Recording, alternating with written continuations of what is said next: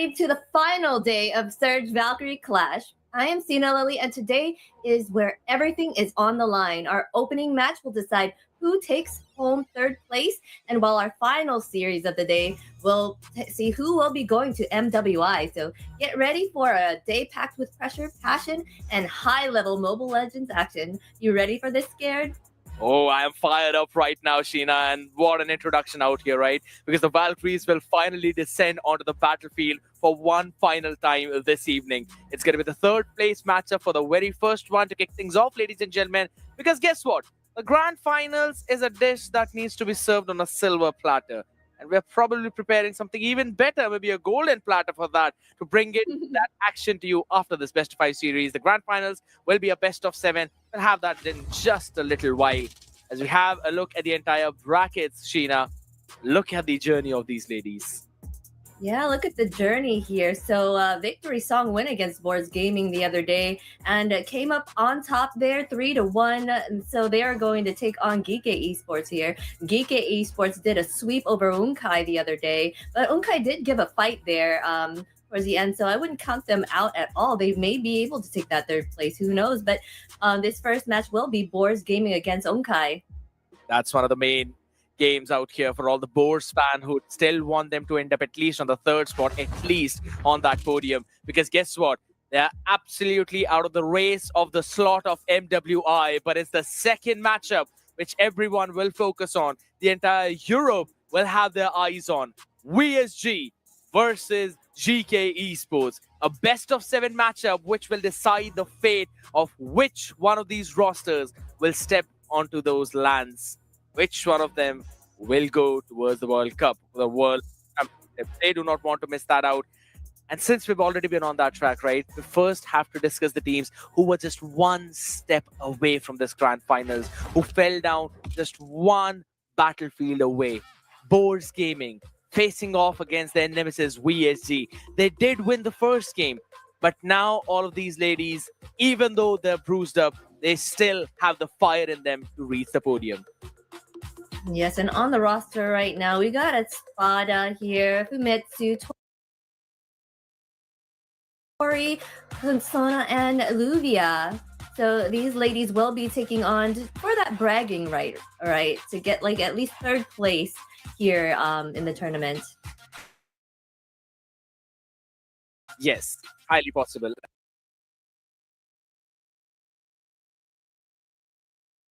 And there's a slight bit of change. Spara hopping in instead of Acelia, who we normally see out here. So they want to try out every other player in their roster. But on the other side of the spectrum, a team that has always been giving a humongous fight to the top teams out here. A team that in the qualifiers destroyed both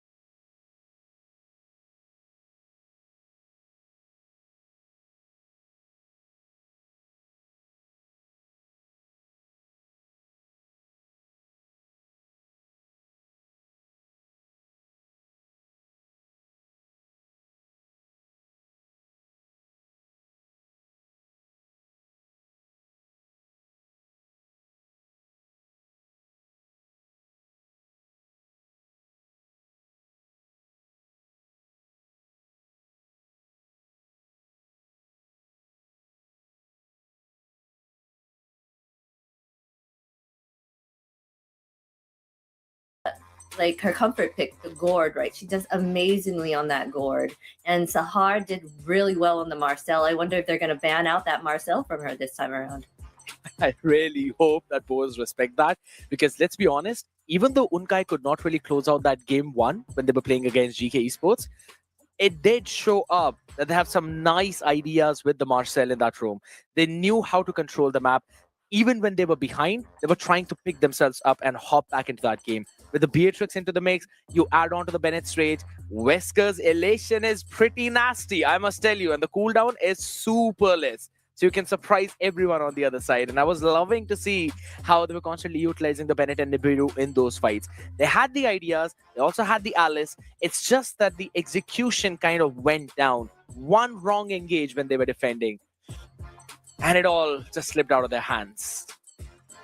Yeah, they did a few little mess ups here, and so GEEKAY was able to capitalize on those. But all in all, they did do an amazing job combining like the damage that they had with Kangchanga and the Beatrix to dish out once Marcel did that golden hour out there, and Alice to follow up.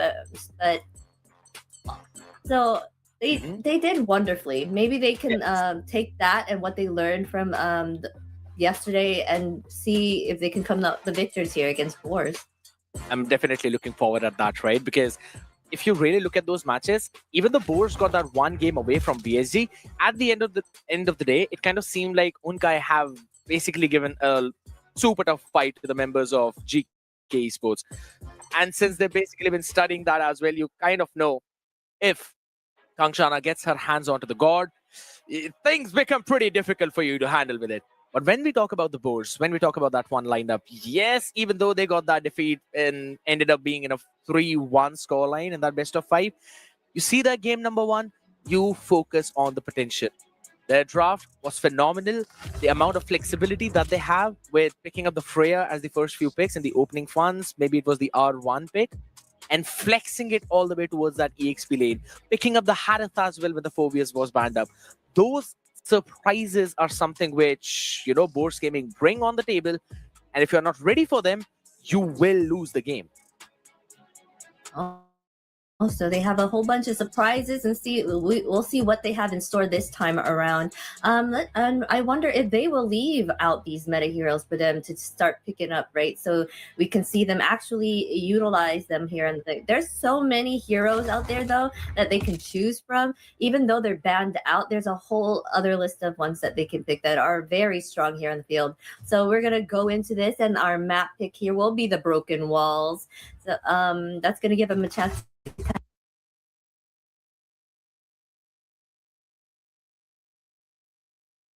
kind of get around the map much more easy. Exactly. And that is something which I'm kind of focusing on as well right now. Once we have a look at how everything went out, right? How Tori was like loving to play that Valentina into the mid. You know that you've got to respect that. And in terms of those respects, Unkai have instantly decided to ban out the Freya. I absolutely like the respect that they're giving in on the other side. Now, Boars Gaming. And I noticed one thing, by the way, Sheena. Your hair color is actually matching the purple dress and the logo of Boars. Oh, yes. Maybe that'll give them a leg up, since they're matching the purple. I mean, it is one of my favorite colors, so. Don't lie, it actually suits. Now, with the Jushin being banned out as the first one, Boars Gaming are probably looking to take away the Basha just because he's so good, and maybe keep the draft open for their good picks. Yeah, they are picking out. There's that Marcel ban they did do that respect ban because Sahar does real well on that Marcel, and they of course ban out Zushin. No one wants to see her on that field. She's a beast as well, and they're taking out Valentina and Harith here. So I would think that they would ban out Boxia next, like you said. That is one that not a lot of people want to deal with on the field because of his mobility and what he could bring to the table here. We'll see what they end up choosing here. It's also the Harley into the mix, right? Might not want to let that flow into the hands of Unkai. I really want to see that being. Oh, wow. All right, that's a Leo. Decided the Leo. Yeah, so they think Leo is more of a threat than a Harley or a Baxia. So I wonder if Unkai will be picking this up. Any of those heroes? It is They're gonna possible. be first pick. Yeah. Zula has also played the Su Yu previously, right? So you know that she has that hero pool. She is flexible in terms of what all can you put in her hands.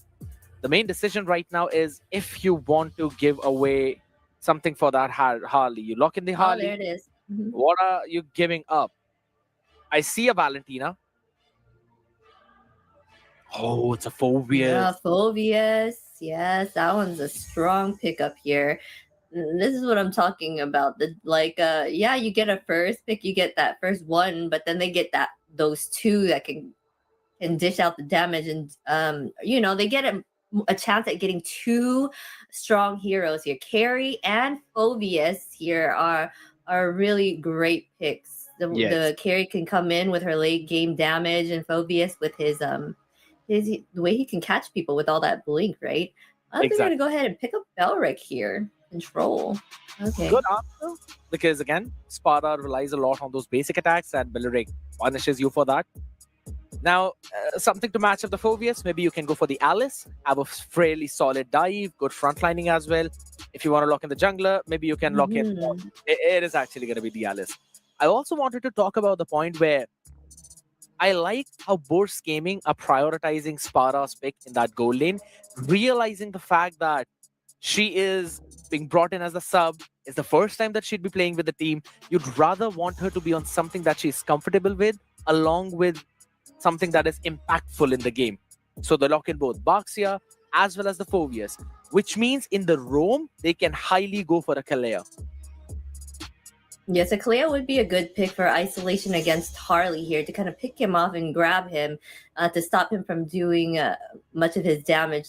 And so, but they're target banning the gold lane here. Like you said, they may be trying to set up their Espada for victory, Yes. being on something that's comfortable and also something that just banning out anything that can give her a problem, right? So that could be the strategy here, which is a great one for them.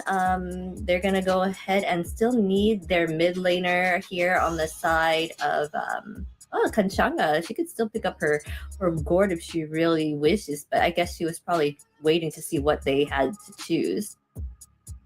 At this point, I kind of want to see them ban out the Lilia. They have banned the Eve away.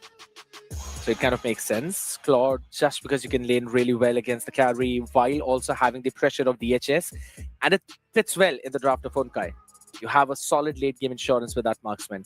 So now you kind of choke down the options of Renshu. If anything, maybe a Beatrix, maybe a Clint.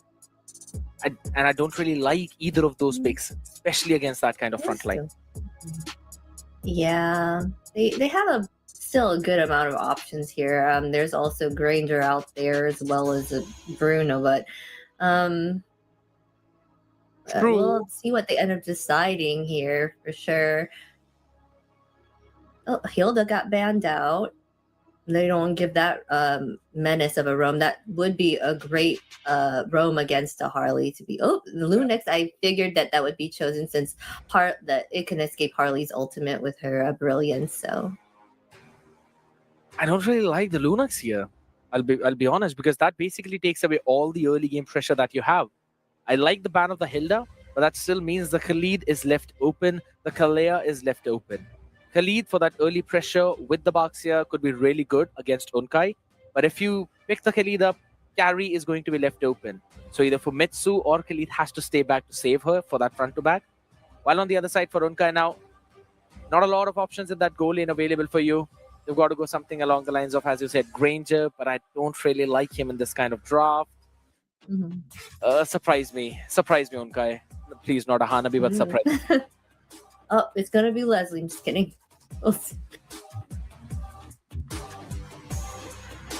There you go. They wanted to, they're gonna give you that Hanabi right there. Right where she's supposed to be, right in my heart. Oh. So, and they pick up her best friend as well. They lock in the Kagura for that mid lane. The best friend. A lot of things have been choked out there. I really like it. I really like that combination, right? The only person who's missing here is a Hayabusa, but it's fine. We can keep him aside. We don't focus on the boys. Horse gaming on the other side now. Kalea is a good option. They can go in for Akaja, but I don't like it that much. Khalid just to add that front line. There. It is- Oh, you're making all these calls. You're like, not a Hanabi. The Kaja, but I don't like it. There you go. Either way, it still works, but I guess they're more comfortable on those picks, so they're gonna go ahead and choose those picks here. So this will be a fun watch for sure. Kaja still gets the job done. Yep. Isolating out the Harley if needed. So. All right. Sheena, quick guess in the next 2 seconds. Who's winning this draft? Based on the draft, I like Boar's draft more. All right. That makes sense. Yeah. It has a tanky front, Lunix escapability, carries the damage, and the Kaja to kind of take keep the Harley down. So, in my opinion, I feel Boars. What about you? Well, we'll talk about that in this one few seconds, ladies and gentlemen. As right now, Sheena has said that she likes the draft of Boars, while I, on the other hand, think that that's a lot of late game scaling which they have. So maybe an early snowball for the side of Unkaya to set 1 foot closer to the podium, to hop in on the 3rd place, ladies and gentlemen. In this best of 5 of the SVC, we go with a game number 1.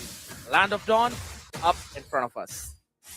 And yes, we are going with game number 1 here, presented by Runestone. Now let's check out the talent predictions here. So far, it's out there a lot of 3-0s, thinking more so to the Boars, but then we also have Scared and Warren thinking it would be Unkai's game here. Now, that could be a big problem, because if Unkai needs to win this game, they'd have to survive these early onslaughts of Boars gaming. Good amount of pressure thanks to Fumitsu on the Basha. Yes, Matt almost got taken out there. They're dishing out a lot of damage as well to the mid laner and the roamer here on the side of Unkai. They're keeping that pressure onto the side here. Hanabi's keeping her own carry. It's kind of like staying around her tower, keeping safe distance for now. Because she knows that Hanabi can be a tier later on as well if she's fed. So, yeah. Interesting she's gone in for the Master Assassin, because normally, considering how difficult it is to farm for Hanabi, you'd go in for the Bargain Hunter. Right now, a little bit of pressure being added, but look at up top.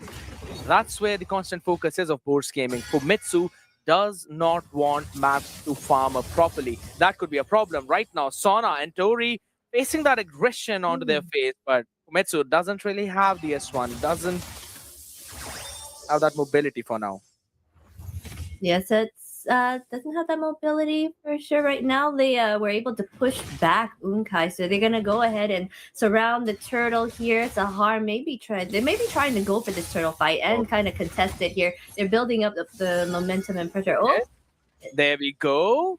Math hopping in onto the face, trying to zone out for Mitsu. Retri comes in perfectly, and that is a perfect zone right now. She can also survive. She's got the Thorn of Ruin, committing it with the flicker as well. Gets the knock upon 2, but in the back line, we've got the Brilliance used up. Lubia is falling. No way she can survive that deadly magic, standing up to the name, but Tori barely breathing. Solid start for Unkai. A very solid start here for Unkai. They had to have some of them go home. They got a 1 kill there as well, and the turtle. So that was a solid fight there for them. We have Hanabi here still trying to gain her momentum and get some gold here. Oh, we got Sahar here trying to give a little bit of pressure. Oh, again, that is the Brilliance, which you have been mentioning even in the draft, which Tori will be able to utilize whenever Sula tries to target her. But here's the thing. Oh, hold on. Wrath of Dryas onto the face as well with a yin yang overturn. Kangshana, you bring out her god, you bring out her Kagura, and she shows you why she's so solid in mid. Yes, Kanchanga is a solid mid gamer for sure. She went ahead and claimed that kill. 2 now. 2 kills now from Kai's favor. Oh, the heart. Oh, Safe. she laughed her way. It's like she's kind of let's just say, rage baiting them, but you should not do Yeah. that right now. There's a Harley. She's taunting but hey, it could be all in play. She's taunting them because she knew she had that backup still lined up for them. So they were gonna try to chase her. They would try to run into that bush and get taken out by Tori and Sona, right? So Yeah. Oh. could have been a play there, but This could be breaking. Yang overturned yet again onto the face as well, though. But Kanchana this time overextended out in the open. Sahar too late to the party. Wrath of Dryad dropped out, and that damage is brilliant. Tori deleted 4 men. Wrath of Dryad. Oh my God, the Thorn of Ruin was phenomenal right now. The bombs by Luvia on the face, but she is left alone on an island. The Queen of the Abyss strikes big. and she did indeed. Here they had 3 dead there on the side of Boars Gaming. They came the victors of that team fight. Oh man, it's proven me wrong. Maybe I shouldn't have said anything. Now it's like the way, but you did say they had the early and their Boars was building for that late. So who knows if it does last that long, the tides could change, right? So we never know who can become the victors here. So far, a dominating start for Unkai here. A 3K gold lead, 5 kills as well. Oh. Again, having a look at how things went down in that replay, right? You can see that Yin Yang overturn logged in perfectly, but Sona ran away. But this one bait, Wrath of Dryad on 3, and the Thorn of Ruin charged up with the flicker, catching all 4 of them. Do you catch one there? You let Luvia bonk up. It doesn't matter. There is no follow-up because it's a Lunox and a carry. They need time to scale.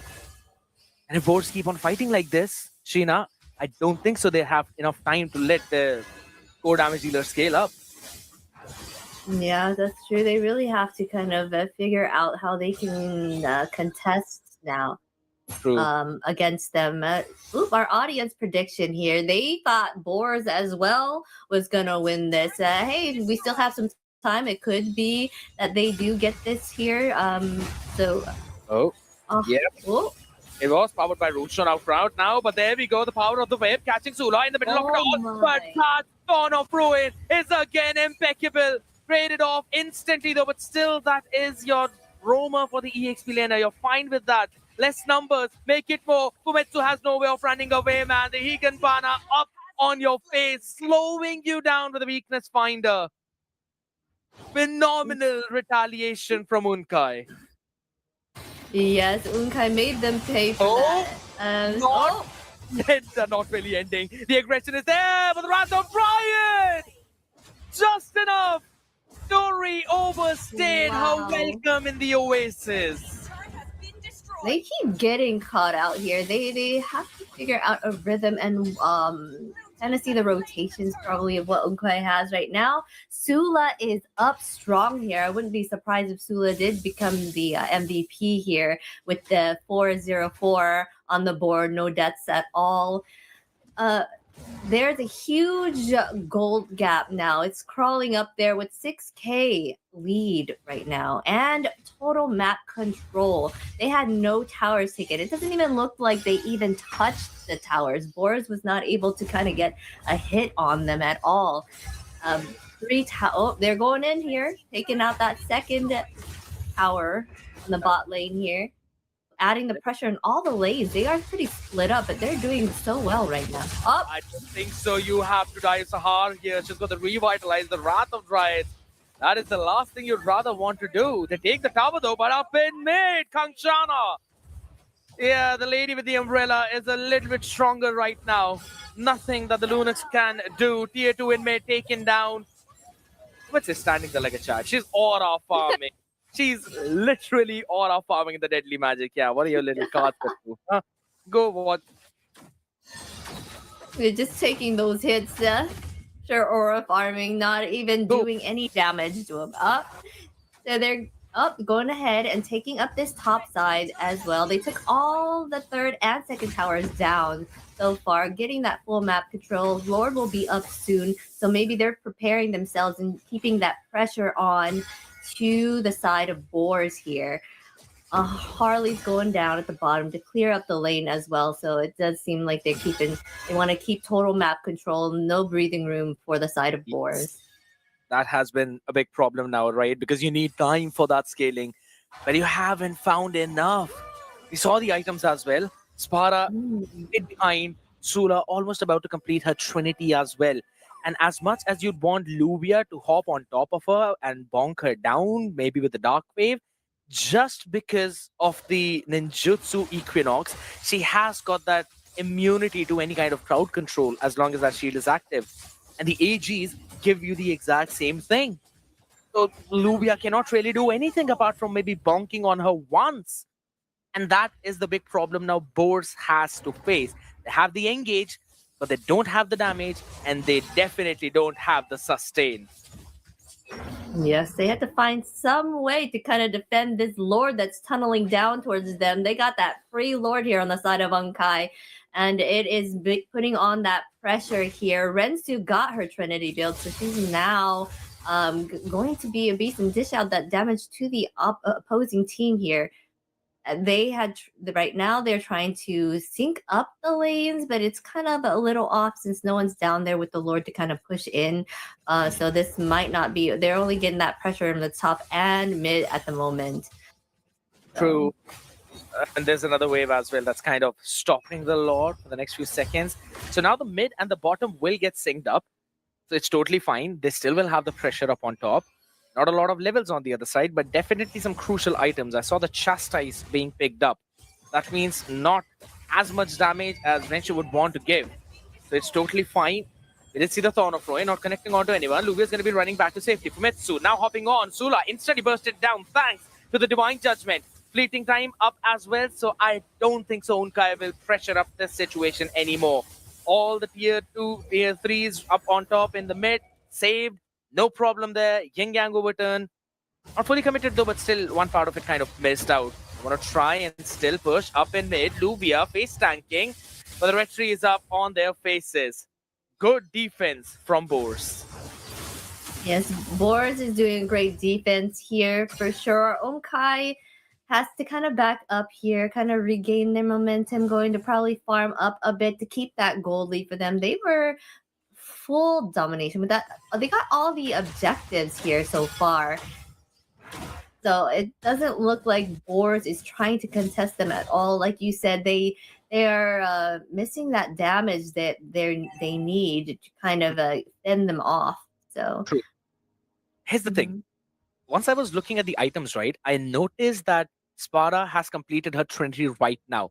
Gone in for the Fury Hammer as well, but there's no Chastise on the other side. That means it's going to be a lot of damage right now, but hold on a second. Sona getting caught up instantly. Wrath of Rise with 3 in the backline. Kanchana has to flicker out of the harm's way as well. But guess what? Tori does not have that luxury. Luvia locked down in the face as well. This is just too much for Wars Gaming to handle. This might be it. This very well might be it as Fumetsu holds the ground down. Sparta for the support. No mana, no speedy light fields. They have got a couple of minions. Big chunky babe. Fumetsu's going to be bursted down. All thanks to Kassab or Sahar up in their faces. They wipe them out before ending the game, ladies and gentlemen. Unkai strike first. Unkai was showing what they had, showing the kind of pressure and competition that they were giving GEEKAY. They are showing Borkai what there's about. Boars Gaming here. Oh, I totally mixed both names. Borkai. Boars Gaming against Unkai here. They were showing what they're about, how well they were doing against GEEKAY. So, yeah. Pretty solid play out there from Unkai. I 100% agree. They had the win conditions set up. With the Belleric, you had that front lining. With the Alice, you had the re-engaging support. No one could dive on you because there's a Wrath of Dryad. And if you decide to dive on them, no one can stop it because you have the Wrath of Dryad. It's a free hitting Hanabi in the back line, all thanks to the Higanbana. All thanks to the Ninjutsu Pedal Barrage, right? With the Soul Scroll, you are able to clear out your wave perfectly, so you can lane up well against a carry. And Unkai was just playing with all of the cards perfectly. Yes, they played their cards perfectly for sure. I know you were saying I hope they don't pick up a Hanabi here. Were you saying that more towards like you are in favor of the Hanabi choice, or like earlier when we were in the draft? There's a scenario where something is about to happen, but you don't want it to happen. Mm. It was that scenario. I knew a Hana Okay. could be picked up, but I didn't want it to be picked up, right? Because I saw some different options, some different routes. But guess what? The comfort of Renshu is what matters because she became the war machine. Even though Sahar was the MVP of this entire game, you have all the other people showing up as well. Yes, they did an amazing job out there. Here we can see that they got 14-3 in kills here. They had full domination of the map here. You see that? They got that lore. They got all those turtles, all those towers. A wonderful job there. Sula did what she had to do on that jungle as well. And Kangchanga following that up and getting in those bursty kills, right? So Yes. Together as a team, they worked in great synergy and brought their A game this time around. Absolutely loved it. 51,000 total damage being dealt by Renshu, way ahead of the counterpart of Sparta with 30,000. And that shows up big time as well because she was having a fun time in her gold lane. One of the big reason being Sula was able to gank that lane quite a few times. So Sparta could not really go aggressive whatsoever. I did like the idea and the items that came in from Bourse Gaming. Fleeting time for Sona. Meanwhile, Famitsu was going in for core defense items like the Radiant Armor, also the Chastise Pauldron, just to make sure that she is frontlining. Happening is that they did not have enough damage in the mid lane, and that's why I was not really preferring a Lunox, maybe something along the lines of an early gamer. Maybe a Lilia. But guess what, Sheena? I know there's a lot to talk about. I know we're going to be discussing that all, and we're going to give audience the time to discuss that as well, ladies and gentlemen. As before we move on to match number 2, or rather game 2, we'll be back after this short break. Don't go anywhere.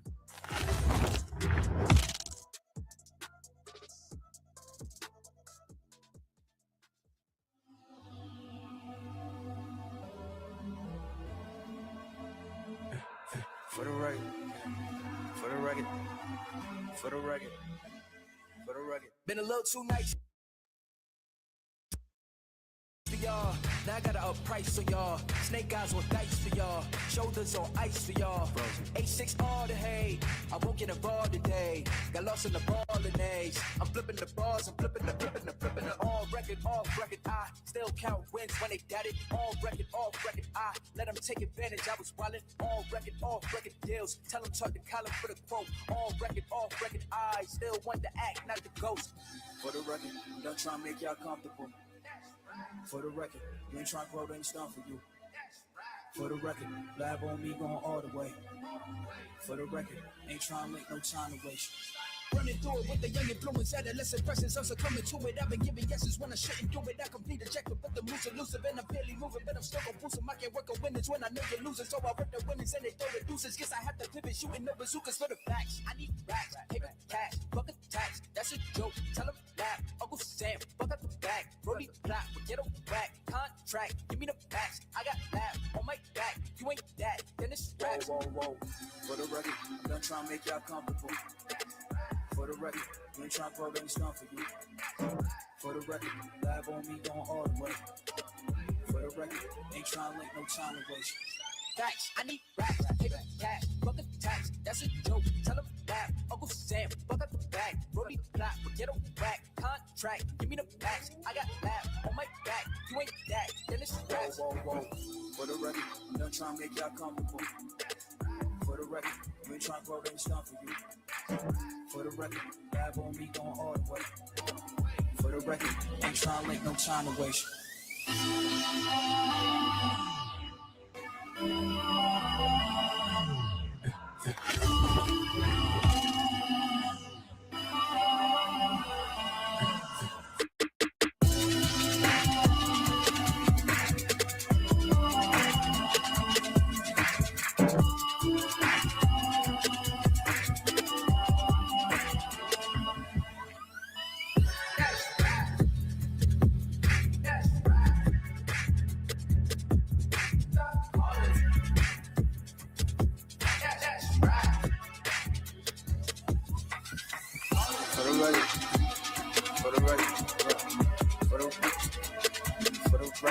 For the record. For the record. For the record. For the record.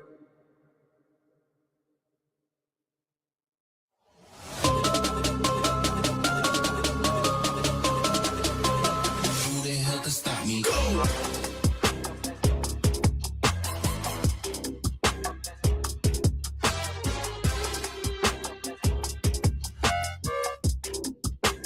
Who the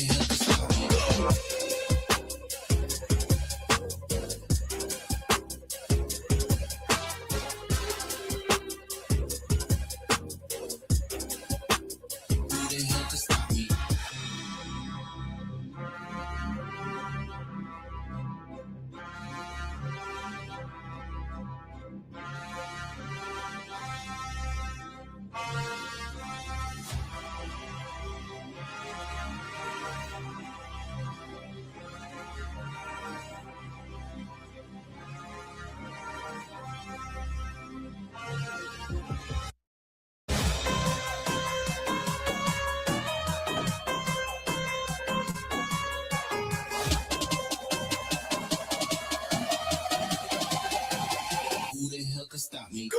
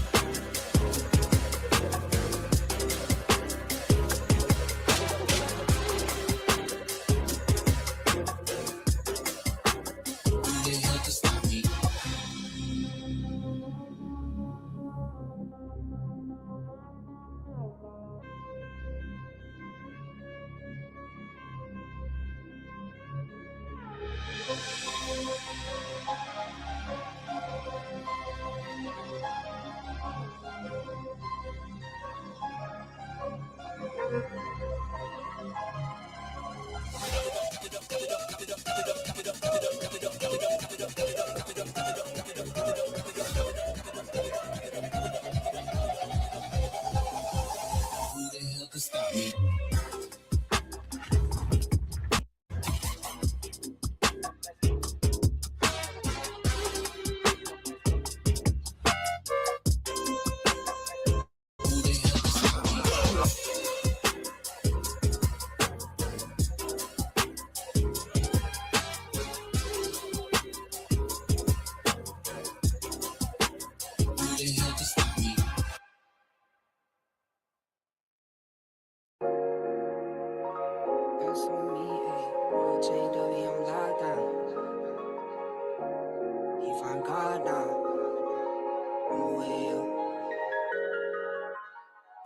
Highs with the lowest lows. That's like these days. World chain dog, he on lockdown. Phone call 3 ways. I just pray that he find God now. It's no replay. On my way up to the top now. That's on me, ayy. The highs with the lowest lows. That's like these days. World chain dog, he on lockdown. Phone call 3 ways. I just pray that he find God now. It's no replay. On my way up to the top now. That's on me, ayy. Any day could have been it.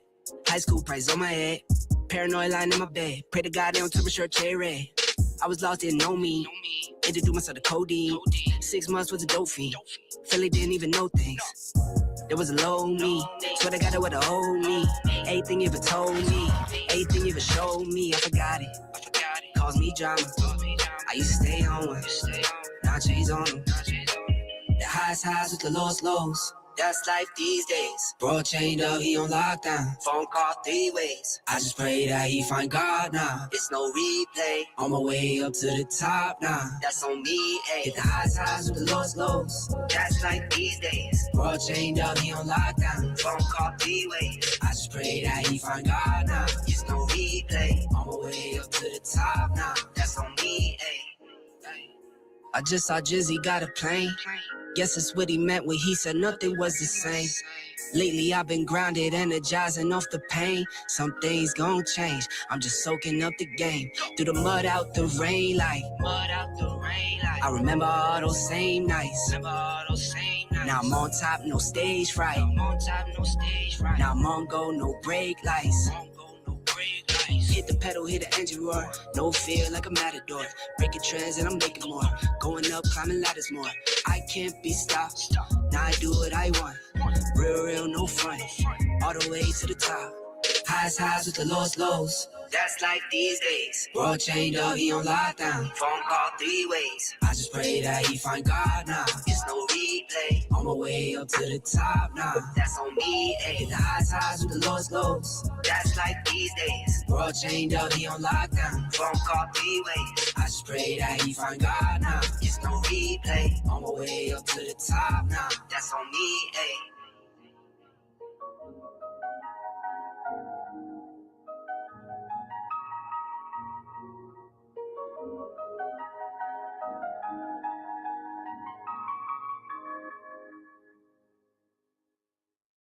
Call my phone, hit my line. Only ones who down for line. Keep it super thorough my way on this side. Keep it super thorough my way on this side. Call my phone, hit my line. Only ones who down for line. Keep it super thorough my way on this side. Keep it super thorough my way on this side.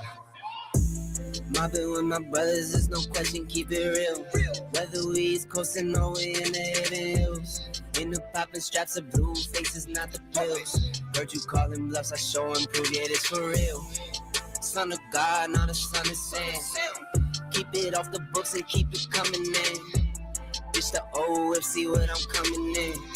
The inside caramel just like 100 grand. Call my phone, hit my line. Only ones who down for line. Keep it super thorough my way on this side. Keep it super thorough my way on this side. Call my phone, hit my line. Only ones who down for line. Keep it super thorough my way on this side. Keep it super thorough my way on this side. Heard you moving funny, had to cut you off. Had some more friends like my brothers, I can't trust it all. Same ones in your corner, wanna see you fall. Now I only need a hand to count the ones who ball with me. Down to fall with me. Down to put it on the line when lose or draw with me. Those my brothers, different mothers, part of par with me. Got the body to my class, she break the law with me.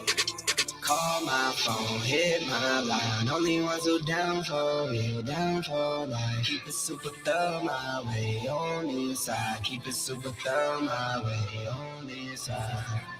Call my phone, hit my line. Only ones who down for line. Keep it super thorough my way on this side. Keep it super thorough my way on this side.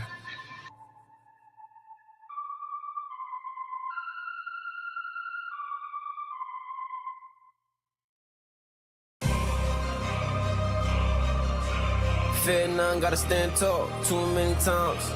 Bust down a new Jacobs, too many diamonds. Like, what you gonna do, baby? You too damn fine. Let's run it up.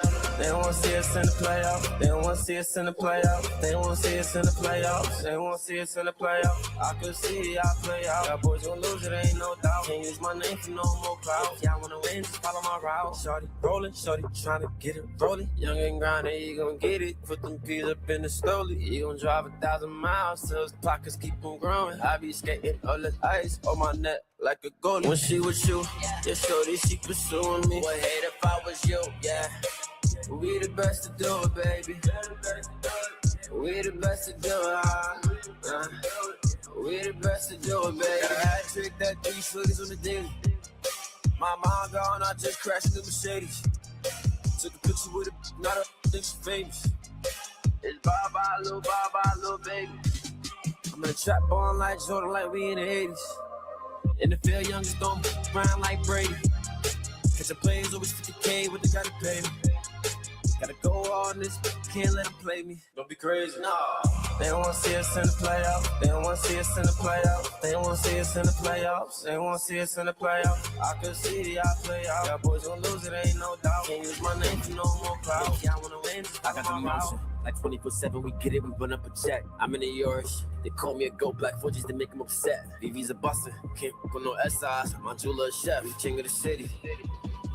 I'm the best of the best. Shorty rollin', shorty tryna get it rollin'. Young and grindin', he gon' get it. Put them peas up in the stroller. He gon' drive 1,000 miles, so his pockets keep on growing. I be skiing on this ice on my neck like a goalie. When she with you, yeah, shorty, she pursuing me. Would hate if I was you, yeah.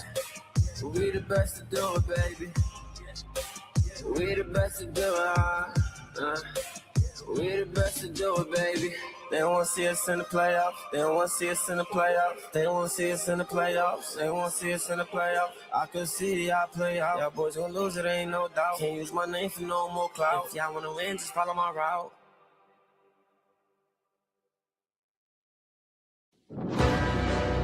Yeah.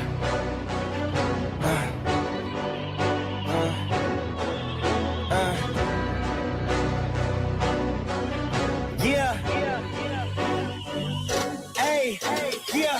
The jig is up. Yeah, I came too far, I ain't giving up. Hey, I had to cut what was weighing me down, and then when you grow, they say that you switching up here to perimeter, defending the fort, we crushing the visitors. I got it locked, ain't taking a prisoner. Thought it was sweet until they chin hit with a finisher. Heartbreak, Nikki, I'm voiding the slips. I'm raising the stakes, enjoying the risk, injecting my veins with ice as cold as it gets. I live for this. Yeah, die as a legend, I ride with aggression. I lost in the past, it's fine, it's a lesson. I'm loading the clips, I fire the weapons and taking what's mine. It's time for redemption.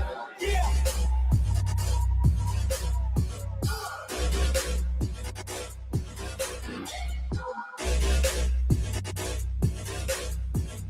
It was fun. It was time for redemption.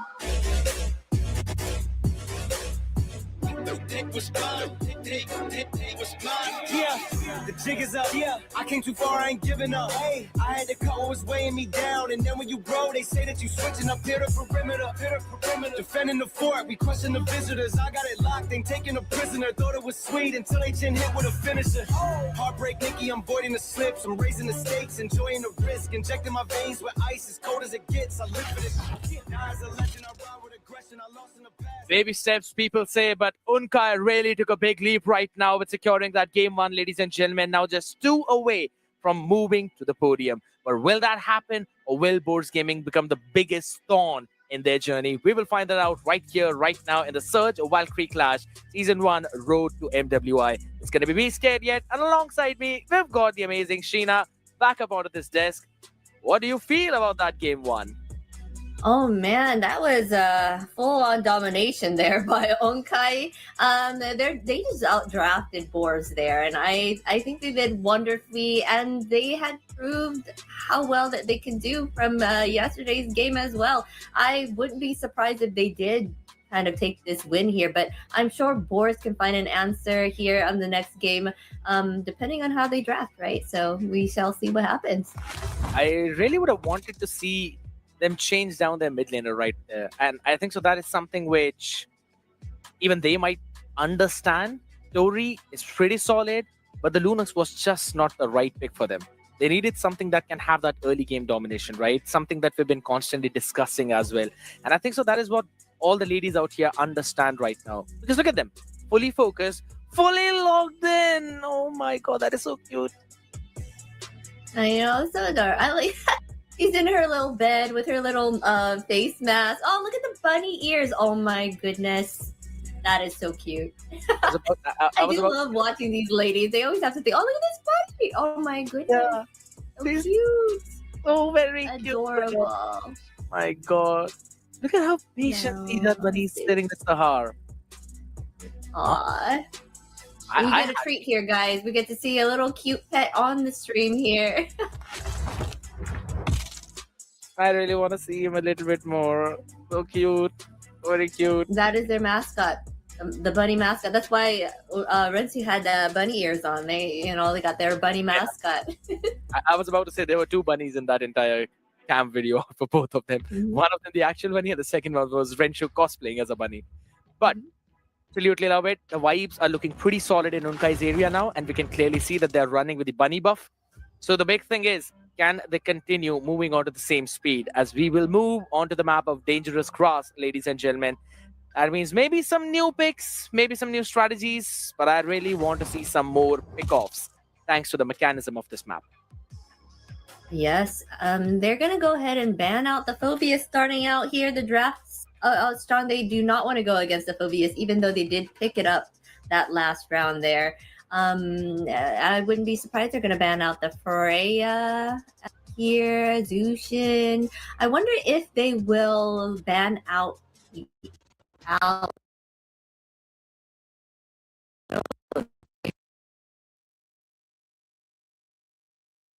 with an Alice on the field, but they have more priority bans for sure. So True. Could be a possibility. And on the similar line of the spectrum, right? Continuing the conversation of the Phobias ban, I think so Unkai reads it well. Phobias banned out, that means Harith and Freya left alone open in the wild. And Boars Gaming did show us how they can flex out that Freya in the hands of Luvia and allow her to make those plays by giving the priority. So that's something Unkai have done their homework on, instantly banning her out, following up with the Jushin as well. But the problem is now the choice will be in the hands of Unkai if they want to take out the Harith or if they want to take out the Marcel. yeah, there's Marcel here. Then, like you said, there is also the option of Harley out there. So many things that they would prioritize and taken out. They may do that Marcel ban here since they know Sahar has a wonderful Marcel. It's hard to see usually people do well in Marcel. Usually it works either in the favor or against the team based on what Marcel does to freeze them. Oh, they went ahead and banned Kalea instead. Are they planning on picking up a Harley on their side? If you think, Sheena, that I'm listening to you, you're absolutely wrong. Why? What happened? You're looking at the cute bunny rabbit? Exactly. I'm just too distracted by that bunny right now. It's, I know, it is super cute here. They just have this this is what I love about the little cams. You can kind of see their personalities. I think Sahar is distracted by the bunny right now. I'm just talking to her. The bunny is so cute. Hey, look at that. Look at that. He's having more camera time than any of us. Yeah, sure. So Yeah. adorable. Really, really cute there. I absolutely love it. And in the midst of it all, now Boars Gaming, because of that distraction, have realized that the Valentina was left open, instantly locking her in, which also means that Unkai can actually go with the Harith in the hands of Renshu. Since no Phobias, no Freya, you get the priority there. Yeah, for sure. Harith will shine here if they were to pick that up. I see that Unkai themselves banned out the Marcel. They feel they have more options out there, and we've seen it. Sahara is pretty good at whatever she ends up choosing as well here. So I would bank on a Harith pick, like you said, since the threats are out of the way here. And there's also the possibility of them locking in the maybe a Paquito, or rather, no, maybe not. Unkai, if they've kind of read or taken a page out of the book of VSG, they can eventually go for that if Math really likes to play. But considering she's more sort of that playmaker, you can still kind of give her something that she can utilize. I don't think so an Alice would be a great option, considering the Valentina can steal that ultimate. Maybe something like the Uranus, where she can sandbag quite a lot, and Renshu gets the free hand on that Harith to play around. Yeah, they're making sure they take their time to choose what they decide to draft here. Yep, that's one thing. Kind of few things being fixed out in the back end, ladies and gentlemen. We've just received the information that there's been a disconnect, so we're continuing on to this draft. Okay. But in fact, it gives us enough time to talk about Tori's priority of Valentina. One of the key reasons why the games against VSG were going so tough, because she was performing out of her mind with that pick. Oh, because Tori's really good on the Valentina. Is that what you're saying here? Yes, exactly. All right. So, yeah, Valentina pick is a great choice as a first pick. It can kind of scare away Unkai from choosing anything that Valentina can choose for her ultimate with her IMU, right? So, For sure, they do not want to pick up a Sora here because you could totally take that away. Because that would be the counter to Sora here.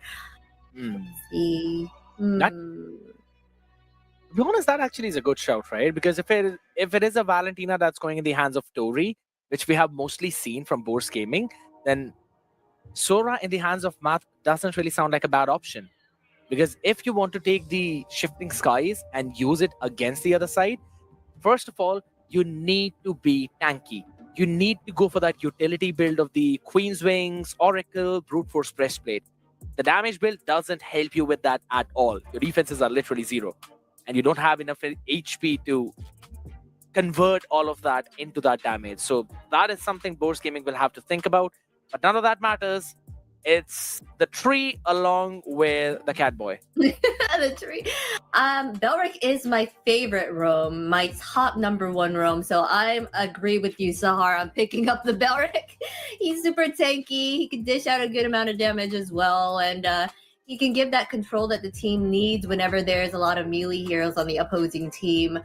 So we shall see what they end up choosing with having that Belric out there. The carry, they picked that up to kind of help shred with the tankiness.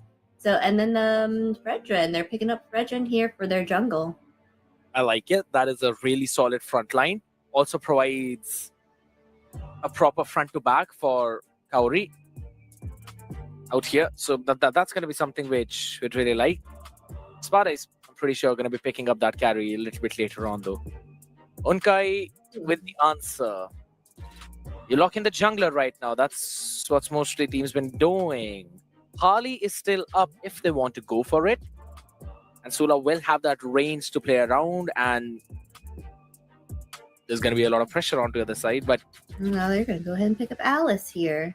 That's, we've already seen how well Matt's on that Alice. So an Alice pickup is wonderful here with her ultimate and all that to kind of keep everyone in. So if there's a team fight, she can reach the back line pretty easily with her teleport, as well as give that control once she drops down her ultimate to kind of help in that space. So the pairing of the two together here is going to be very hard for them to deal with.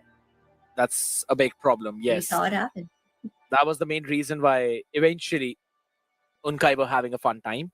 So now they ban out the Sora. You mentioned about it, Sheena. Good shout on that. Bourse Gaming for the answer. Lock down the mid. Maybe take away the Zetian. All right, Lunox sounds good. But if you have a read on Kankana, ban away the God. You don't want to see it. Oh yeah, we do not want to see the Gord on the field for this side of Bourse because they already know how well she does.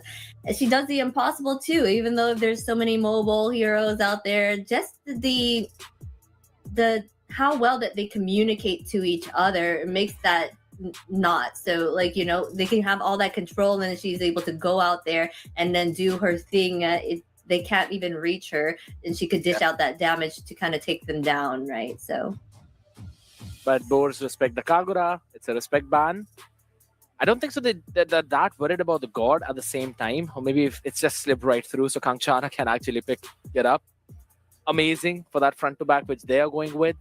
It's a group up strat. And for now, Boars Gaming are also going in for the same group up.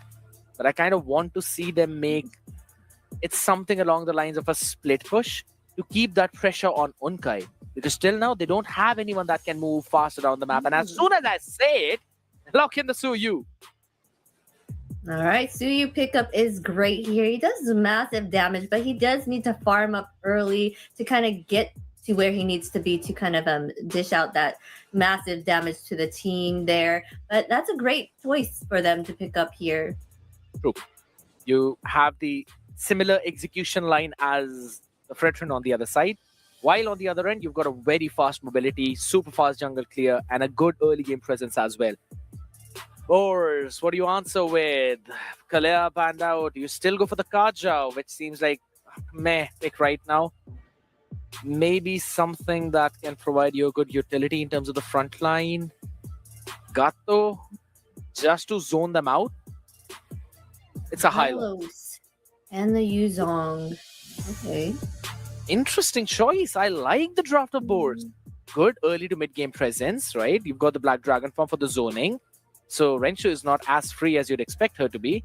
And Kangshana now cannot really pick something like the God. Positioning matters. Hylos, Yuzhong, Chase. So Lilia? Be Lilia. Lilia would be great here. Like you said, that having Matt and Sahar give that double CC to help Lilia kind of dish out all of her little balls, the glooms, right? So that will be a great work here if they were to choose her. But they end up going with the Valier here to kind of push back any melee heroes or any heroes that try to come up at them. So, okay. True. I mean, in most of the things, it's a very high tanky lineup for the side of Boars Gaming, including the potential damage of 5.2. The scaling looks solid, all thanks to the carry on their side with 7.4. One big factor for Unkai in this game definitely is that mobility. They have higher mobility as compared to Boars Gaming because without the Glorious Pathway, without the Black Dragon form, they are very immobile and slow around the map, which is something Unkai can actually play with. So, before we move into the Land of Dawn, quick prediction out there, Sheena. Who's winning this? Oh man, I'm having to me, Onka just has it together. So I feel like Onka might come around and get this one. But you know what? Hey, I might have that caster's curse that everyone talks about because apparently it's not. My predictions aren't that great at this point. Caster's curse for one side, but also maybe a blessing for the other side. Depends on how you look at it. I'm more like an optimist here. So, guess what? You think Unkai has got the bag with the momentum which they have, ladies and gentlemen, but Boars Gaming are all or nothing to break that momentum. Super tanky lineup, solid front lining, good scaling. Let's see if they can try and overpower Unkai here as we move in the Land of Dawn. Game number 2 up on board. Yes, we are moving into game 2 here. We are going to take a quick look at our talent predictions though before we move on. Right now, a lot of the talent are saying Boars they're coming having the upper hand, but Scared Yet and Warren are thinking that Unkai are going to take it. Well, if I have to, I would probably agree because that would be my choice if I was on those predictions as well. So it could be a fight, it could be a 3-1 here, or who knows? Boars may be the victor. Oh, well played, Sula. That could have been a big mistake right now with a massive support from Sahar, helping her out. A super risky move, but Tori, she just decided she has had enough. The flicker burnt out, but hold on, Renshu, show up for the support, take down Tori, go for the punish. This is... Oh, that was a great pick off by Tori. They're taking out their jungler. So the jungler needs more time to farm up. So we'll be behind in gold there. So they're going to go ahead and focus on the jungle to kind of get themselves that farm back that they need. So right now they are fending each other off. Turtle is going to be up soon here in 13 minutes. So 13 minutes, sorry, seconds. Oh my gosh. Fine. 13 seconds here, so they're setting up to try to take this out. Yep. That's an emblem right now, which I saw for Sula. Not going in for the marksman emblem, because we have seen some of those junglers switch up to the marksman, especially when it comes to Leo mod, and some have also attempted to go on the same route with the Suyu. Taken down first, but it's fine. Sula is still level 4, so no major problem. It's only going to be Tori because she has the Wrath of Dryad right now with herself, which could be a bit of a problem. Sona, frontlining up for the team. With the Black Dragon form now dropped out, you will have enough zoning for Sahar and Sula to hop back, but I think so it is a bit disconnected. It is way too early because by the time you actually see the Fred joining the fight, this might actually be all over right now. Thornapro catching on to four yet again, and the burn is enough. Tori destroyed is the first one now. The taunt is coming in, but Farah not comfortable in the jungle whatsoever. No, 2 down on the side of Boars here. They're going to get this free turtle. They did an amazing job in that team fight, taking them out. So they regained that lost gold and actually are coming up right now in this. Tori, of a damage onto her though. But here's the big change that, you know what, Gina, I want to address the elephant in the room right now. But first, we're going to focus on the dragon because he is being targeted. But you isn't fine. Guess what? It's all animal control at every end. There's a horse dropping down the glorious pathway. But right now, not being able to catch anyone, Tori, as she's so wise for a few seconds. It's brawling. Yeah. They are brawling, the disengage here, but that mid lane tower is taking, although gold is going down, the minions are pushing up against it right now. Tori is not where she needs to be. But she was going around trying to see if she could pick anybody off. But she's gonna go ahead and go back to that mid to kind of deal with these minions, try to regain that lost gold on the tower and all. All right, let's check out the audience predictions as guys. So far, everyone's thinking that Boars may be coming up the victors, but it's pretty neck and neck and pretty even here. Oh, I don't know if it's neck and neck, man. Tori's neck's been broken in a second there in the mid lane. And guess what? Which are powered by Runestone, they kind of now have split the switch. It's 55 to 45, and you can see the audience now finally starting to believe in Unkai. They had the first rare, which was powered by Runestone. They also had the belief of me as well as Warren in the talent prediction, which was powered by Runestone. And now they also have the audience slowly getting in their favor. It is turning out to be a bigger problem than what Boars Gaming can handle. Yes, it's seeming like Boars is having a difficult time here and not sure how they can contest with... Oh, here we go, Kansona. Oh, okay. It seems like they're gonna back.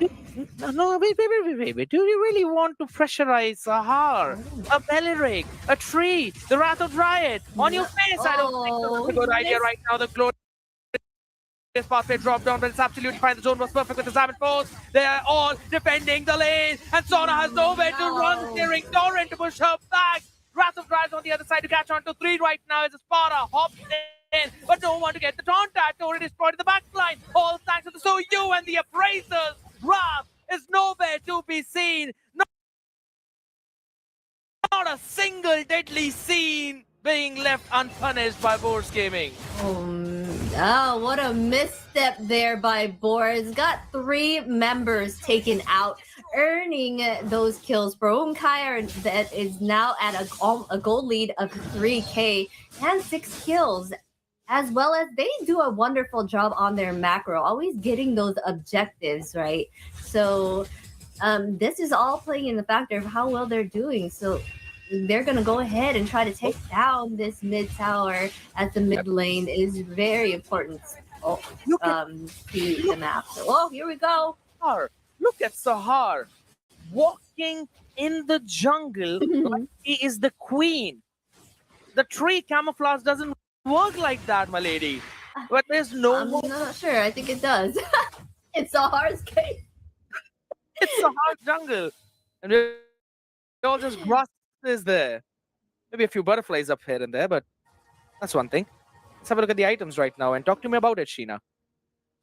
All right. It's looking like our gold laners are pretty neck and neck there. Harith is more higher up in gold, so Carrie is gonna have to try to come up with it. She's starting to try to build out that Trinity, but only have 1 item of it so far there with the corrosion. So still they're having a hard time here. It's again looking like the last game here, kind of full map control by Onkai. They know how to get that early start. And if you're not GEEKAY, it seems like you don't know how to come back from it once they get that snowball going here. So they're going to go ahead and claim this turtle again. No contest as the Boars is trying to push up that top side, trying to protect that carry, trying to see if they can pick anybody out. But they have to go and answer to that bot lane as their tower is coming down. It's again Super Kaori playing out here right now. Hold on a second. Renshu might have dropped down this Salmon Force in the wrong direction, but guess what? Sahar is in the right direction. Sula is in the right direction. And Kangshana pushing all of them in the wrong direction. All of them destroyed. 3 people taken down. No Holy Shield in board. Unkai are doing whatever the heck they want around the map. Yes, Onkai can because they are up there. 7K already and it's climbing. Their gold lead is massive and there is no answer to their reign right now. Look at how they just put on that pressure and they are not afraid at all here. They're just making sure they keep those minions at bay Yep. as they keep that boars in their base. It seems done and dusted already. Unless Unkai makes a big blunder, Boars Gaming might not actually have a chance to make this comeback. I was liking their draft in the early game, but it seems like their coordination is just all over the place right now. Glorious Pathway dropped down, but guess what? It is an Alice. 3 of them are trying to hit her, but Math is like, I do not care. Thank you so much for the HP. The Queen of Abyss, man. The Queen of Abyss. The Queen of the Abyss, just like me. Oh, hold on. She's doing wonders. Oh, here we go. The fight. Yep, onto the face. Man. Oh, drop off the face. That's Espada. Oh. Look at Math in the back line. The Queen tries again. Oh, this definitely is being an abyss right now. It's a maniac for Sula. She gets the sandwich. The first one in here the it third. is. Valkyrie. Last, ladies and gentlemen, they might have lost the finals, but the fire of victory burns higher than anything in their souls. They take the game number 2. Onkai is gunning for that third spot. They said we are not down and out. We are still gonna get those bragging rights. Oh, look at them so happy at what they're doing. Sahar here. Where's your bunny? Where's your bunny? And he's busy providing the buff. Bunny is busy I know. doing the mojo out there with the years, right? They're saying, yeah, that's the strength that they're showing right now. Immaculate. I never would have imagined that Unkai would be playing this strong against Boars Gaming. This is just their coordination perfect, draft pretty solid, know how to play with the win conditions, and Boars Gaming are just looking off at this point. Yes, Sports is looking off, and a big factor to their win, the duo, the Belric and the Alice combined, is doing wonders for the team. I wonder if Boards is going to take that out in the draft next round, because so far it's been working so well for Unkai here. So if that was something that they can look into that possibly can help them in the of course, here we have it, the same MVP, Sahar taking it here with no deaths at all. So confident in her abilities on that Belric. 86% team fight participation, a wonder on that field. How do you plan on taking down a tree where you've got extra grasses along the Land of Dawn? It just doesn't happen. There's just a lot of nutrients, a lot of resources for her to play around with. War Machine, Executioner, Sula. There's nothing to say about it. She got a freaking savage in that entire game. Kanchana being the playmaker with the 12 assists. She was literally in every one of those fights. Wherever she was needed, you had those fireballs, saving your entire team and just putting more and more pressure on Boars Gaming. They had Super Kaori subbed in for this game. They wanted Sparta to play into the jungle. So they're not just switching the players right now. They're also switching the roles that they're all playing in. And it is not working. Yes, it doesn't seem to be working out in their favor at all. In this match here, they just took over everything. Onkai here with 14-1. And all the objectives, they just... I don't know. Boars needs to find the right ingredient to see how they can come up on top here. Oh, here we're going into a highlight. Absolutely. Going back and seeing how it went down, I really wish that we didn't have to see that. Because look at that collapse. Everyone hopped in, but way too spread out, way too late. It is all Math soaking up every single piece of that damage. And then an overextension in the bottom lane. Again, you cannot dive in against a Beleric like that. There is the wrath of the Dryads on your face. And then Tori is just left alone out in the wild because there's no Hylos to protect her. There is no Yu Jong to protect her. Yeah, it's looking like they seem pretty scattered when they do go into these team fights. Or that one they tried to see if they can gank that bot lane there, but that did not work out in their favor because Unkai caught on and was able to take him out there. True. And this was the big fight. The setup was out of this world. 3 men on a throw in into the salvage of Sula. She got 3 of those picks. This is just, yeah, they're steamrolling it. It's a 3-0. Throw out all the predictions in the window or the garbage, ladies and gentlemen, wherever you thought. Hey, Five they might have it. Let's give them the benefit of the doubt. But let's go into this draft here. We're gonna go to map pick with the flying clouds. Flying clouds is one of my favorites. I like the fact that it helps you get to your lane quicker. So if you die, you're not really fully missing too much from the fight. You're able to kind of go back and contest your lane there. So. I'm not arguing with that. Kronos dies a lot and he loves the map of Flying Clouds, so I can see some similarity between you and him. The Flying Clouds is super fun. All right, we are going to go ahead and see. I wonder if Boris Gaming will kind of do those honorable bans based on Sahar and Matt, right? So that duo together with the Alice and the Belric, I don't think I would want to see that out there again. That was 2 times already, and it was so hard to test at all for Boars. So I feel like they should try to find something there to kind of ban out. At this point, I just want Boars Gaming to try something new entirely. Like, drop everything that you were doing previously, decide something new entirely. Like maybe give it a few try. I'm liking what they're trying with Sparta and Super Kaori right here. They want to get into the habit of maybe playing with some of their subs, want to try some different combinations. It shows up that it is all haywire, right? Luvia, when she went in the Black Dragon form in the previous game, she kind of expected Sparta to be at the turtle, to be taking that neutral objective and not a purple buff.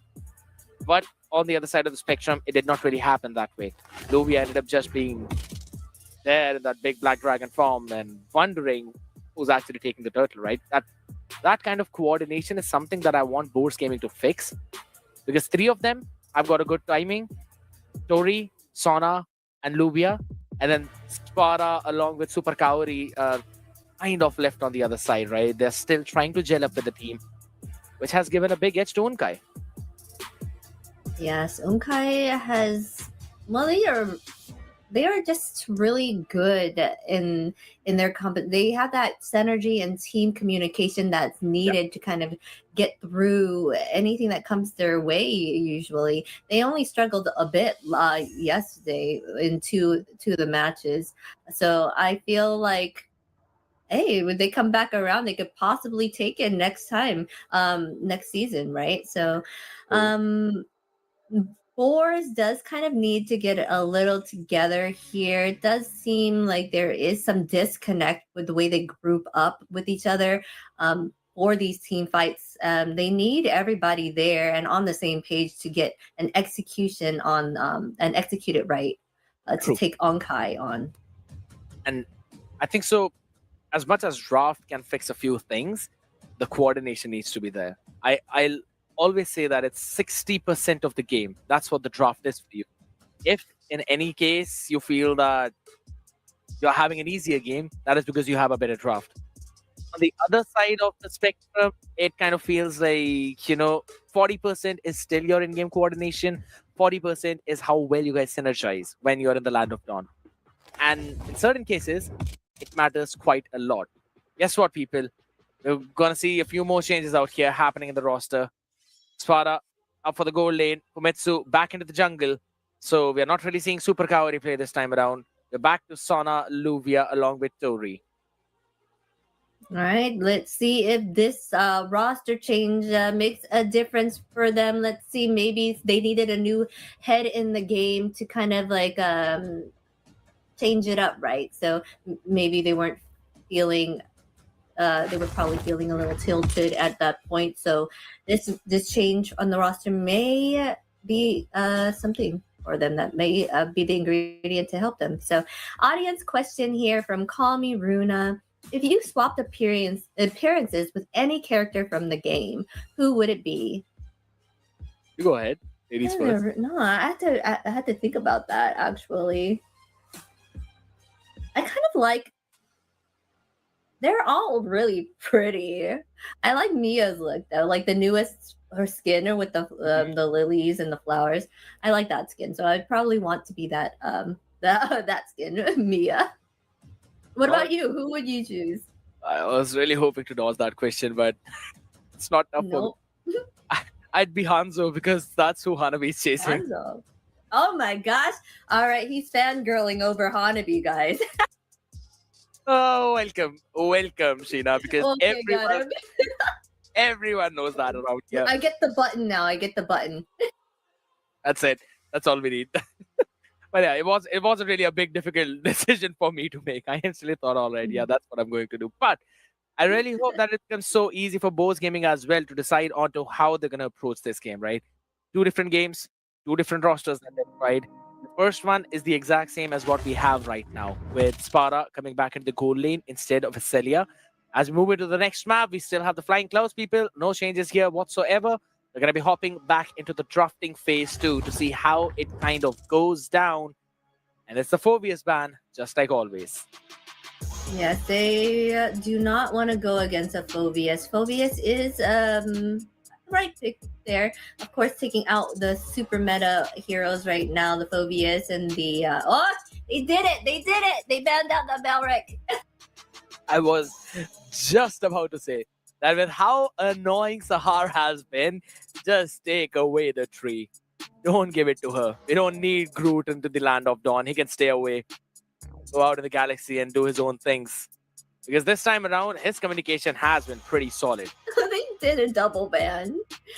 They just wanted to make sure that those two will not get the light of day at all. Because see, like I was saying, that was the problem. But they do have a lot of other options here on the side of Onkai. They did take out their own Marcel there, though.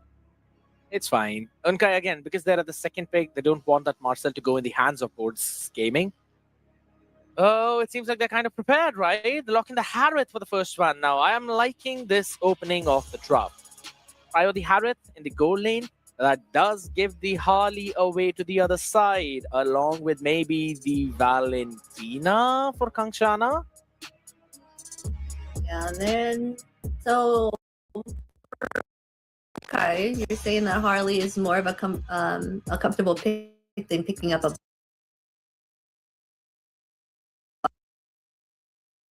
Boxia for them. That's what Sula has shown for now. Okay. All right. So then this is going to be interesting. Those two major CC on the side of Onkai got taken out there. They're going to go with Matt being on that Yuzong to kind of get to that back line and kind of assist in that way here. Whoa! All right. They're changing it up. That's what I'm saying. Chotamate Kudasai, man. I was not expecting an Aulus to be hopping in here. That is something new.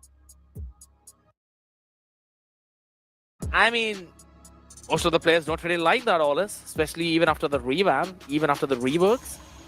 But it's something that we're probably going to see now. And I was about to say that Boards Gaming, it's time for them to pick up the Guinevere, which they were showing against VSG. It has been working for them quite well. Locking in it with the high loss, that is a solid opening from Boars. Yes, to get around the map pretty quickly here. Guinevere's Violet Requiem will be helpful to jumping on the heroes and taking them out that way, be it that assassin that's needed for the team. Hey, they're doing a solid choice here with starting out with the Harith and the Gwen. We have all. I'm kind of still in shock with the Aulus pick here. I've not seen an Aulus out there as often here. Kanchanga is going to pick up that Valir to kind of give that pushback to assist with any controls for the team. Does make sense. And here's the thing. This is the very first Aulus pick. It's making a debut in the SVC. If anything, we haven't seen it anywhere out here in any of the main events happening by Surge Europe. So, guess what? Now it's everything as a first time, right? With the Aulus logged in, you have that cleaving axe to work with, a little bit of CC reduction. That was nerfed down recently, so you've got to get the timing right. and there is a lot of crowd control on the other side with just 2 out of the 3 picks for Mitsu and Sona.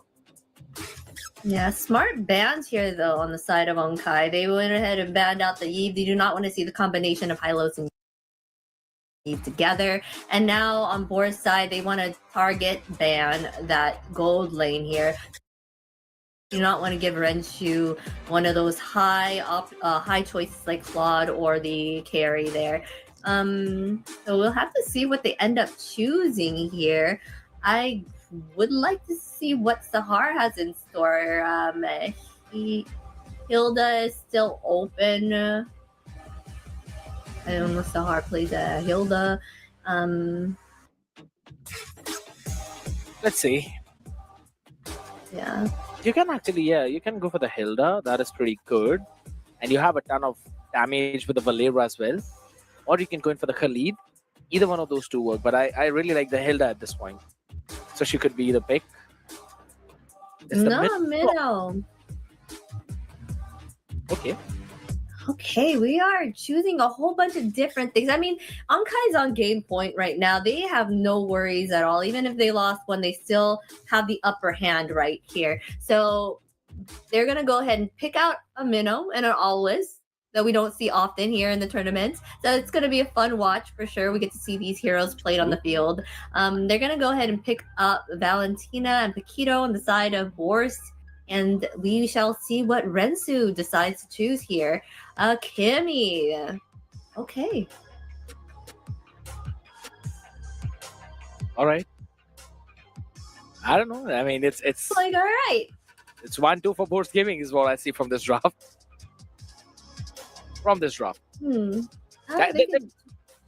They have taken the page off of VSG's book. So that's one thing I like. Luvia hopping in with the Paquito as well. You have a good amount of damage. And for Mitsu, constantly is going to be that one big problem. Tori can steal away the Minnow and Fury. So you will have that one ult for yourself too. It is a good draft from Boards Gaming. So, right. It's your turn now. It's your turn now to see who predict it. Who do you think is going to get this one and based on the draft? Boards Gaming will get this one based on the draft. Now, your choice. Pick. Hey, we seen what Onkai could do. Who knows? They could pull one out here and actually do something with this. I like that Valir against the Guinevere and all those front like Paquito to kind of push and slow them down. So hey, Onkai might have it this time around. This might be that sweep, even though they have some oddball choices out here in the field. Could very well be the last game of the series, people, or also the beginning of Boards Gaming's comeback. We'll see that right now as we have a couple of new debuts here with the Aulus brought in. Also the Kimmy in the gold lane, which I was never really expecting. But guess what? I wasn't even expecting Warren to have the same prediction as me, as the talent predictions powered by Runestone show us. Only 2 believe in Unkai, while there are 3 people who still think Boards Gaming can win. And all of their predictions have failed already because they thought it is going to be Boards Gaming 3-0 or maybe a 3-1. Unka has already won 2. Yes, that is it. And they're going to go ahead and try to invade and give that pressure on here. Boards is feeling confident in their choices and are trying to give Onkai a run for their money here. Back and forth right now. Special migration to run away, forcing the revitalize of Sahar. Sona still holding on to it. Push back, Tori. You've got to be careful. There's a Fireboy on one side and there's Ice Cold Kimmy on the other. Oh, you saw that tankiness from the Minnow. I mean, Sahar still has a very tanky frontliner here as a roam. Able to use the revitalize to kind of keep on being in that front to keep wars at bay, right? So. True. But the big thing here is right now, look at the EXP difference. Tori is almost getting to that level 4 mark right now. After getting a couple of minions from this wave, she will be. That is not the same case with Kangshana. She probably has missed a few of her own minions, and that is the big problem. You need to land that last hit perfectly. Otherwise, the minions will kill each other and you might lose in that advantage, which I feel Unkai have kind of realized. So, look at their decision making. Give up the turtle. We don't care. We want to take the buff. Hey, that could be a smart play on their side. They don't care about this turtle. Maybe they know that they are not able to kind of contest them right now in the start. So they're just going to deny farm from the jungle Fumetsu here. And they know that Fumetsu can be a very I love hard it. to deal with. Have you seen that? Yeah. I love it what Udkai did there. Instantly stealing away the buff, and also Math being in a position to deny the same on the other side. But Renshu, a bit too Ooh. close there, my girl. Cannot really run away from there. Well, that's gonna deny Rensu some farm for sure. They're getting the first kill here on the side of Boris Gaming and also the turtle. So they have Yeah, that's have 1,500. the upper hand. Fun now. Yeah. I mean, you're still So- like wouldn't want to fight before level 12. So that's that.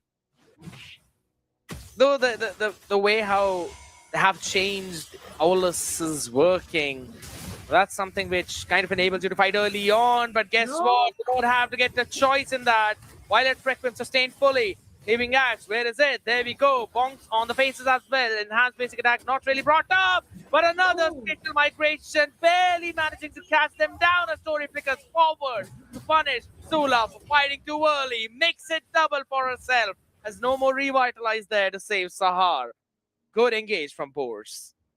Yes, Boris having the upper hand here, 3-0 against and 2K gold lead, almost 2.5K gold lead. So they're doing amazingly here, but at the same time, Onkai did pick those picks that were not usually chosen here in these tournaments. So maybe they were just testing some things out since they do have the lead, a pretty good one at that, because they only need one more win to take it all. I'd just simply say that they might have been a little bit too ambitious with these picks. That's all I'm going to say, right? I don't have anything else right now to bring it on the table. Because there's not a lot of combinations that you can pull off, but there still is a bit of that individual play that might happen here. You have Math on the Ujong, who can get in the Black Dragon form, catch the back line, but in terms of that front to back, that is where the problem kind of lies. Minotaur is a solid pick to counter the group up strat, where you simply go in for the Minion Fury if they ever want to dive on you. So the anti-dive is good. But Boars Gaming, they have got a lot of mobility. And I can't say the same for Unkai. Yeah, Boris does have that mobility gem.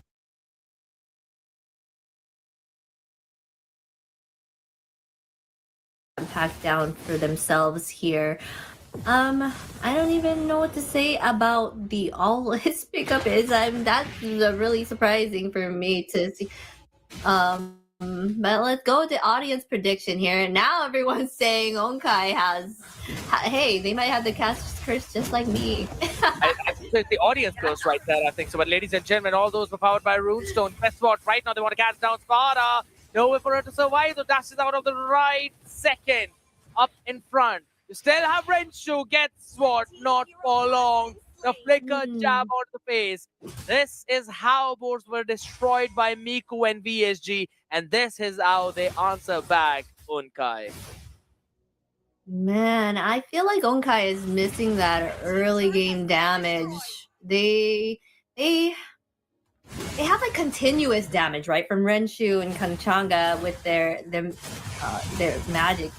I think their main damage dealers right now are the magic. So if they were to build any defense against that, that's going to be rough for them. Sula is kind of sitting on the backside here. Oh, Back, hold on a second. Luvia's got to run away. Thanks to the glorious path, which she will have that mobility. Not that big of a problem. While it Freckman Buffett supporting the Black Dragon form onto the face as well. But there we go. The dashing of Sparta saves her life right now with the Zaman Force, just stopping any chase of Unkai. yeah, it's it would probably be best if Onkai was to kind of like back off and be more on the defense at this moment here. With the aggression from boards is it's like a whole different game here. Them changing out one of the players, maybe the ingredient. Oh. They needed to kind of, Big catch, Violet Requiem into the Zaman Force. Sahar couldn't run away. And with that now, that lead, which was around what, 2,500, which you mentioned a while ago, has moved up to 4,200. Wow. Nothing that Unkai can do right now. Maybe the power of axe is something, but Gleaming Axe does not have enough damage. The tier 1 up top is taken down as well, so Renchu is not going to have her own fun time too. They aren't winning in the mid lane. They don't have the river control. If Boards Gaming lose this, that would be one of the biggest throws that we have seen from them. Yes, for sure. Right now, they are up. Like, they're 5-0 right now. Tori is leading the charge in kills here. 3-0-1. Oh, what? Easy turtle, no problems. On the other side, there we go, Black Dragon form, but you might not have enough tankiness. The chase is there. Oh my gosh, barely getting away. My goodness. Wow, okay. 10 of a peak. Is that statement is all has to be said here. Good trade though from Unkai, taking the tier 1 top with the support coming in from Kangshana. Renshu has finally got that Sky Piercer up along with the Feather of Heaven. All you need is to get those kills. You need to feed her the kills. But there is no one apart from Sahar to do that. Yes, that is true. There's no one that can hold them down for Wrench to kind of keep the continuous damage. But the Valir can possibly help that. Oh, here we go. They seem like they're going to go in for another fight, though. But they're deciding that they're just going to try to take this mid here. Oh, here we go. Espada. Maybe could have been a good cast though. Neon Fury from Tori being used up instantly. Guess what? The answer is better on the other side. Maybe not as Sona will be a-okay. Just runs back. Couple of Neon Furies used there, right? And I can see that boards are doing a lot of damage. Unkai on the other side kind of lack that ability to instantly burst them down. They need that long fights, and that's probably what they're taking with Traction Pearls, Salmon Force, both of them there with the Glorious Pathway to stop them on their tracks. The knock-up from Furious Dive is perfect. Math sustaining a lot, but it is just not enough. Tori with the mega kill. The answer is there, but yeah, you've got the front lining, face tanking. Sona will still live. Kangshana did everything she could, and then ended up falling in the hands of Paquito. That is 2 down for the side of Unkai here. Boars is a different breed right now. They are dominating the map. They got total control. They got all the objectives. They're showing what Unkai was doing to them back. So they're basically getting that revenge on them. And like, this is, you're going to pay. They took out those 2 main factors in those previous matches, Belric and the Alice here. And it seems like Onkai is having trouble now with what they're doing, their choices here. As I absolutely want to be that one hopeful dude, right? You know the kind of optimist I am. We heard that. The caster's curse is not a curse, but rather a blessing for the other side. Onkai has got no winning chance right now. I am sorry to say that. Because I don't see any way for them to win right now. Look at Math just being destroyed instantly. But Minoan Fury catching on to the Hold on a second. Violet Requiem just to save the life of Fumetsu for a while. As Renchu destroyed in the back line. They finally get the trade as well. Gleaming Axe does absolutely nothing. Sparta falls. I said it way too early, ladies and gentlemen. I will defend it. All right, yeah, you kind of did spoke a little too soon there, but at the same time, they're trying to regain the map, so the full team was not there, right? So they were trying to see if they can take down the bot side and mid towers here. So the full team was not there to kind of help engage in that fight. So let's get. Whoa. Okay. Oh, they're gonna why? They're gonna have a fight here. Oh my god. No patience on one side and Dance back on the other as well. This is big. Practice first try and catch them down. Sahar, no way for her to walk. She was barely crawling in the Salmon Force. The amount of slows that there are from Force Gaming. That's too much. Too much. Knockup. Yeah. Tori. Yes. Fumetsu has a better answer with 5 knockups on the face, and Tori is just able to burn her down. Yes, even though they did win that fight up at top, they are kind of paying for it right now. They are 2 down right now, 10-2. basically a 6K gold lead here for the side of Boris. It's looking grim here for Unkai, but hey, we saw here that Boris can mess up. So if that does happen, Unkai can have a chance here at coming back. I mean, they made they're me going to go eat ahead and pick a words. winter here for Mitsu. Just to make sure that she doesn't die while she's in the Violet Requiem. And coming back onto the same topic, Unkai made me eat my words a while back, but this time Boards Gaming say that they have no chance of winning. Barely Matt surviving out there, but look at the support. The pushback from the Searing Torrent helped them out.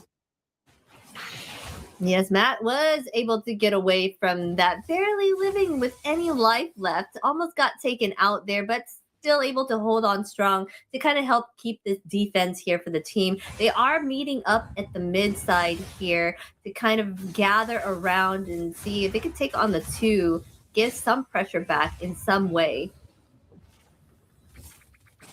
You mentioned it right, all 5 grouping together. And you remember, I mentioned one of the big counters for the group up strategy is the split push, is the map control, which Boards Gaming has had since the first minute. Top pushing to the inhib, bottom pushing to the inhib. Lord is free as there's only 3 people in the position to contest. But they still want to go in, maybe try for the blitz.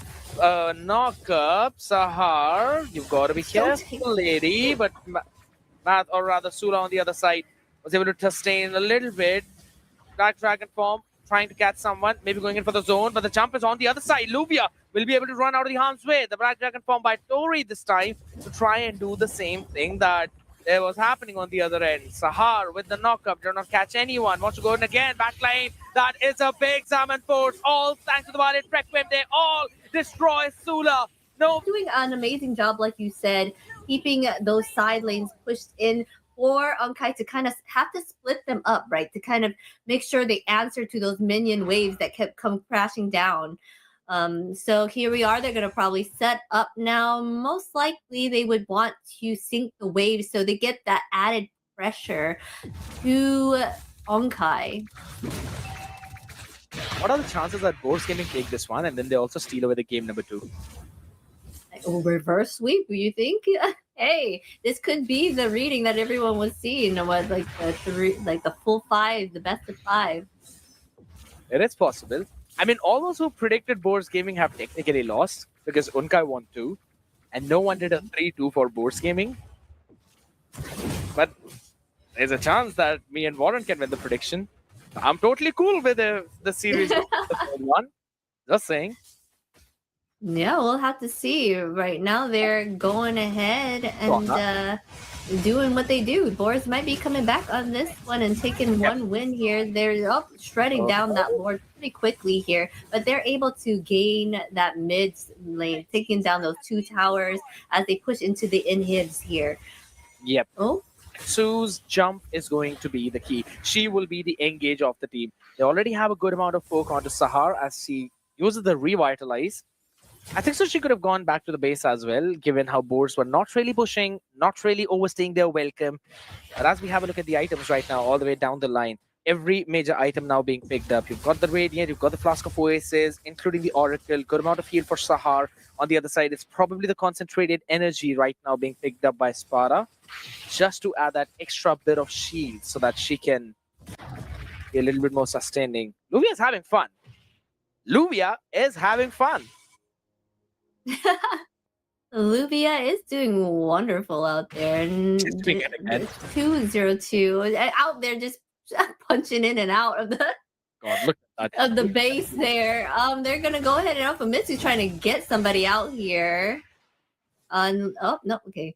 They're gonna go ahead and back up. Oh, they're going in for a fight now. Here we go, team fight. No, okay, they're just baiting at this point. They're just baiting us all at this point. They're trying to see if they can start something there, but everyone's gonna back up as everything resets right now. They're getting you at the very edge, and then they're backing off. What about happens? Keeping us on the edge of the seat. Absolutely on the edge. Okay. All right. 45,000 goal achieved. So they do have the core items. We also saw that, right? You've You've seen that from Kangshana. You also see Renshu having her own course. The only thing that she's lacking is the kills to have the Sky Piercer activated. But I don't really see any way where she can easily get those kills because she is the poke. She needs to get them to low HP so that someone else can actually finish them up. She hasn't really been having that fun time and get all of that. All right, let's see. Kanchanga just picked up one of her items there, one of her Divine Blade, right? So they're gonna go ahead and probably get this Gone? 93. No. Okay, ooh, they almost lost it there.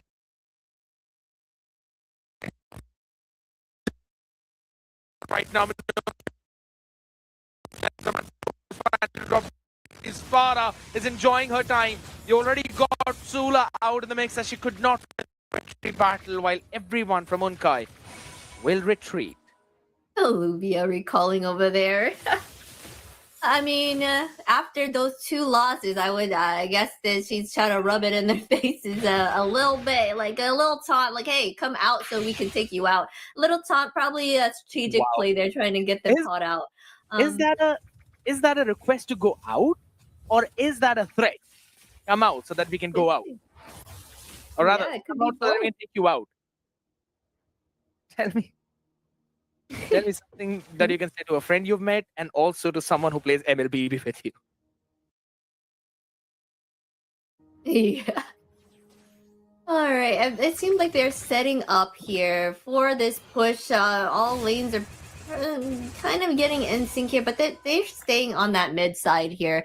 I think they're trying to do that final push in with the Lord in the mid and the bot lane here. I saw Immortality picked up by Sahar here. They're banking on some fight that's going to happen, and Sahar knows that she got to stay alive for this one last push here. Absolutely.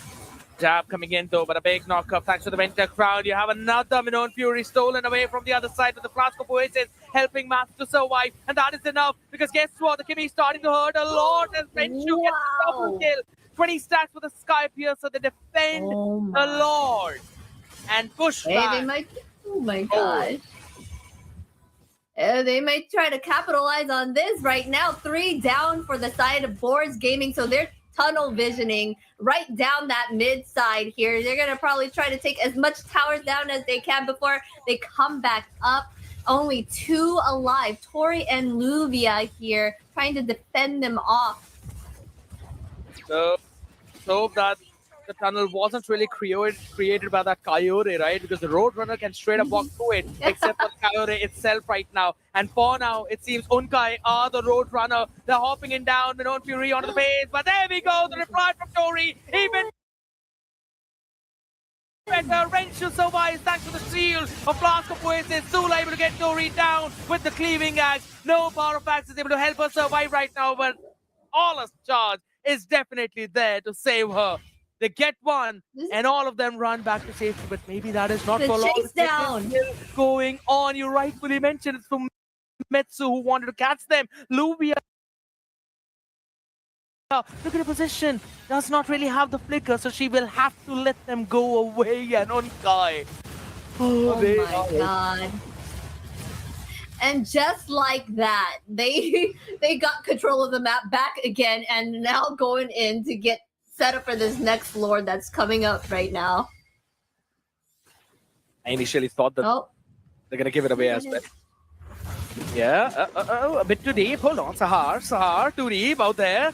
Traction Pulse on the other side with the Glorious Pathway drop down, but guess what? A Flying Dragon doesn't really care about the path. He creates his own, or she creates her own. For catching no one with the Violet Requiem. The knock-up is good enough. They actually get Sona down. This is big. Makito left alone in the back line as Luvia shuts down Renshu, but you need to get your jab back up. She has the mobility. She has the sustain. And it's a 1-for-1. Oh, man. Yeah, they traded kills there. The closing the gap in gold, 14-8 at the moment here. Oh gosh, Famitsu keeps trying to go ahead and try to deny any jungle. They're setting up for this Lord. They're gonna see if they can take this Lord and get this last push in. HP back up right now. Sula's trying to chase, and she gets destroyed by the Chrono Dashes. Sparta might as well call herself as last Sparta right now. She definitely is the Aizen of this team, destroying the entire Soul Society. A big knockup. Unka in, letting Sahar run back to safety. Boars Gaming destroy her. And all you had was a Black Dragon pushing the top lane all this time. Solid catch by the Boars.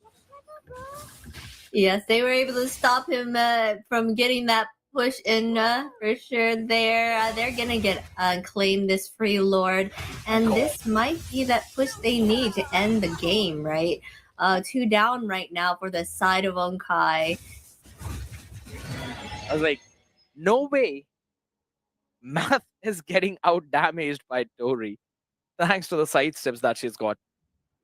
I'm pretty sure she's also got the tough boots right now. Get some extra bit of anti-CC in. All right, quick look at the items. And before the Lord spawns, tell me, Sheena, what do you see? Alright, Rinsu just picked up that demon hunter sword, right? Right now everything is All good. we All got- good. yeah. It's too quick for me, but anyways, they're going in here and getting that push in with the lord. Oh, They're Petsu. trying to make this that last. Oh shoot! Yeah. He wants to end the game instantly. The Venom Fury denied them for a little bit, but Renshu was killed off in an instant. At the end, the game with that Lord. Boars Gaming were down, but not out yet. And then Wow. Angry Boar is a dangerous boar.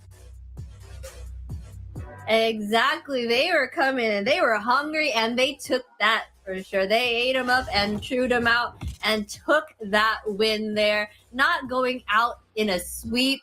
And hey, like I mentioned earlier, they took out those two, the Belric and the Alice, and look what happened. But at the same time, Honkai did kind of choose some heroes that were very questionable choices here. You know, I like the fact how we all know what Unkai were actually doing, but instead of saying directly that, we're still trying to find a way around with it, right? We've been doing our job right here, but I am gonna say it. Unkai need to stop picking the Horus. That is not something that you really do. It definitely felt like that they were having a little bit too much fun, which has resulted into this situation for Boars to win first one. But maybe they can build up on this momentum. This is something which will give them confidence, and if they get in that zone, if they get into that flow state, then it might become impossible for Unkai to stop them. Yes, right now they are in the flow. They seem to have dominated that last match, just like how Onkai was doing the first two, right? And here we go. Our MVP is that Valentina. You did speak on her and the Valentina here. Giving her that pick was something they shouldn't have done. 528 KDA right here, 68% team fight participation. This was dishing out that damage and also stealing the correct ultimates from the opposing team to help that get the upper hand in those fights. That was the main thing, which created a ton of problem for the side of Unkai. Iron Wall by Sahar, but Tori being the executioner along with the War Machine. Sona being the playmaker onto that high loss. Absolutely doing fantastic job with the Glorious Path phase on the faces. As we have a look at the rest of the stats as well. Sparta had a full build, concentrated energy, sold out the boots for the Oracle, Fumitsu, brilliant Guardian Helmet along with the Radiant Armor to sustain long enough through those constant bursts, or rather the constant pokes from Kangchana and Mitsu. You mentioned about that Demon Hunter sword, right? A nice call on that, just to get that extra damage based on the HP, but that's only Sona and maybe Fumitsu that you can utilize on. And Fumitsu also has the Winter Crown, so half of the time you'd not be able to hit her. That's true. And that came out late anyways. That was towards the end there when they were doing that last push. The team tried their hardest. Unkai tried their hardest to kind of be that very tanky there. They got those two immortalities in for the team there for their two fronts, Matt and Sahar there, and tried to get that defense items right against the Magic with the Radiance. But it all did not work out in their favor, even though Sahar did take Iron Wall in those ratings. But they're going to have to figure it out the next round, but not the Owless. Basically, it's a punching bag. You know that, right? One who took the most damage, and it's mostly from the team that loses. That's that. Yeah, of course. And she was definitely soaking up a lot. That is one thing. Since the first minute, right, even in the highlights that we are seeing, we saw that first blood, which was picked up by Boars Gaming, which is powered by Runestone as well. It showed up that Boars had the control, but they had to invest a lot of resources to take the members of Unkai down. So a sustained composition with a decent amount of heal, thanks to the Flask of Oasis and Oracle, was the way to go. We saw certain glimpses, but they lasted as less as that twinkling of the star in the night sky. Yes, they did. Lots of them going in here in these fights. These like they're just taking them out. They look how well they work together. Samara is a whole different team. Boars here. The way that it seems like the shot caller was most likely their jungler. It seems here the way they worked well together in these compositions. That's one of the big things, right?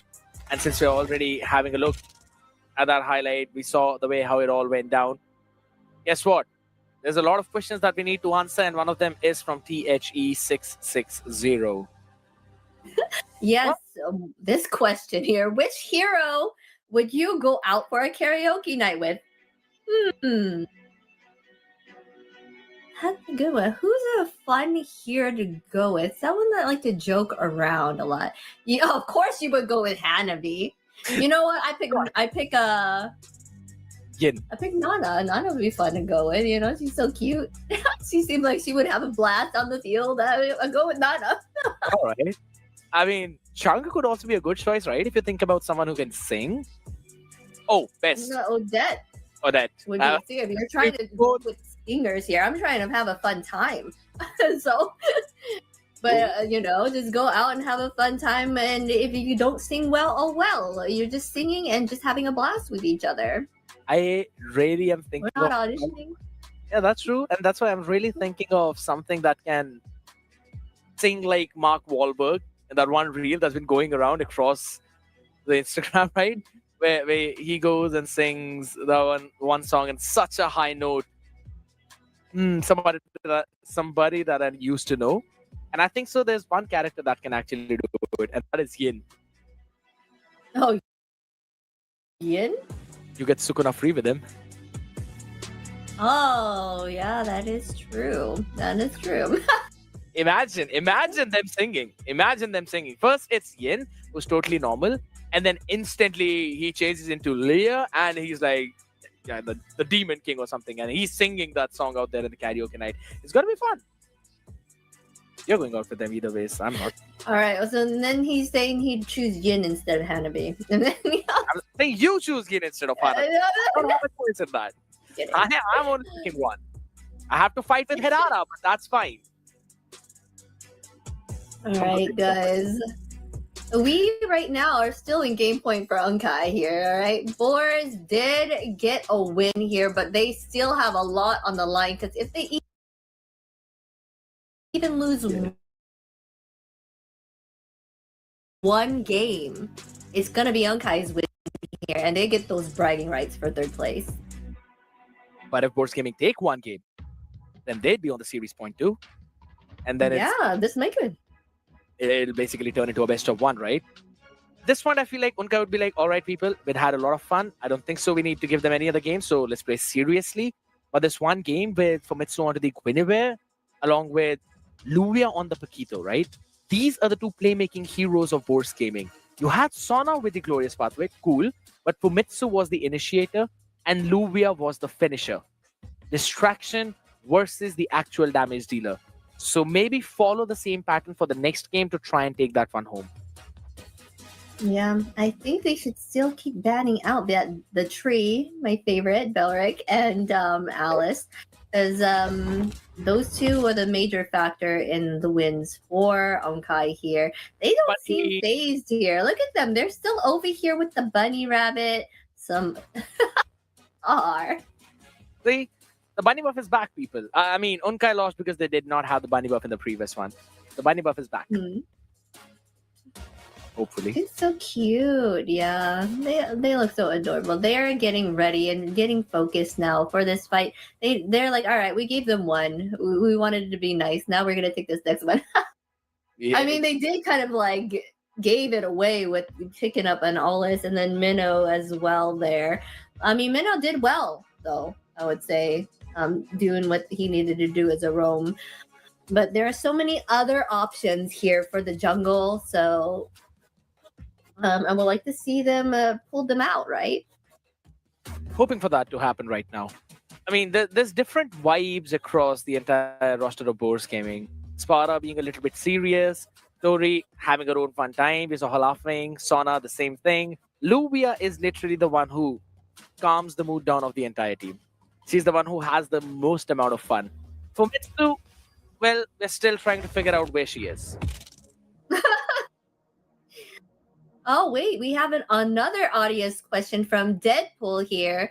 What is the best strategy for dealing with Azushin aside from banning? All right, that is a good question, right? How can you deal with a Jushin instead of banning her out? Shayna, I'm going to let you think for a second. How do you think Harley. Harley's gonna get back there and take her out. But if he can get back there is all I'm saying. Anyone that can kind of reach her, like trying their best to kind of get to that back line and take her out. Someone that could surprise her, burst her down really fast before she can do much.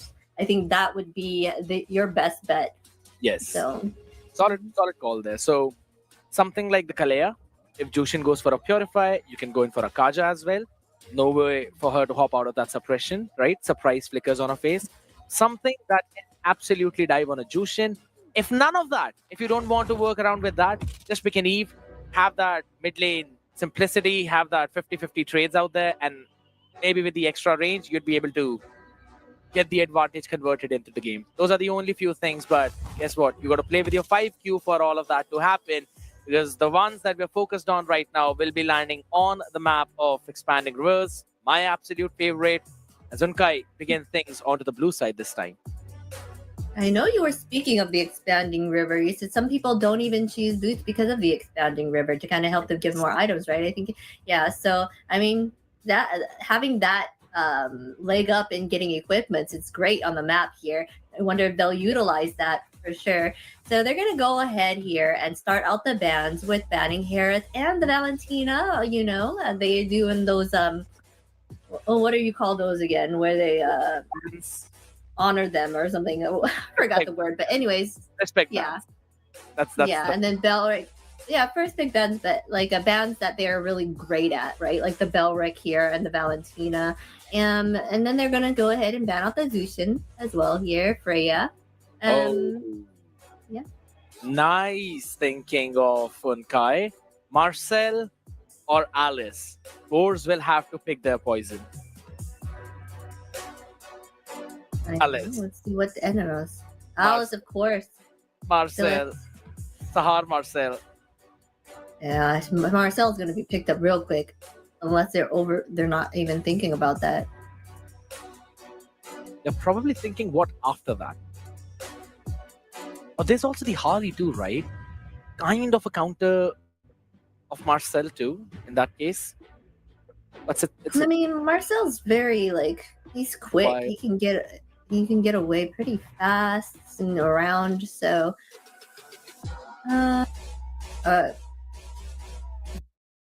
did end up going with Marcel. Make that solid choice there because they know Sahar does well with the Marcel there, and they can be a leg up for them here. They're going to go ahead and pick up the Phobius and the Harley, which you were speaking of. So they had to decide which one they wanted to go with and which one did was more important there. But Kalea would be, like you said, would be a good choice against this Harley for the fact that the isolation can be helpful. So we'll see with him. But then but Kalea is a roam, right? So she's not going to be even picked up here. Exactly. Right now, I'm thinking of something in the EXP. The Sora is going to have a fun time there, but at the same time, you don't really pair up well with Sahar. You need something tanky. So I'm kind of expecting maybe a Uranus. Maybe that's something which could help. Quite a nice catch. But they lock in the goal lane first. They lock the Beatrix. They want to bring it down to how they did it yesterday against GK. Then they are totally going to pick up the gourd if that's the case. Because those three together, it was the Marcel, the Beatrix, and the gourd. The way that Golden Hour landed was perfect. And then if Tula followed up with her jump in and then her Violet Requiem too, I mean, that would be all of that would be really good combined together. If she has the shield, that's the thing. But even after that, she's not actually going to get the knock up on anyone on the other side, right? So that's something. Of course, respecting the Kagura. If they have done their homework, they should take out the gourd. But I think so they might lean in a bit towards the Valier for Kanchana, given how she's shown that for the past couple of games. Yeah, Kanchana's gonna totally pick out that gourd there. And I think this is great lineup here too for the side of Onkai. I mean, because doesn't Guinevere get Winter Trench in herself later on? Because once she's in the Violet Requiem, right, it keeps going. Exactly. When she freezes herself. So this combination of the three together, it's already in the favor of Onkai. Eve banned out. That is basically giving me the hints of the God pick as well. You called it out. Force Gaming will have to pick something to counter that. They already have a solid dive. You probably would want something for that early game support as well. Something that can push Marcel back. Maybe they can lock in the Valier for Tori. Valentina has been respected. They're going to need a front. Yeah. They need something to front.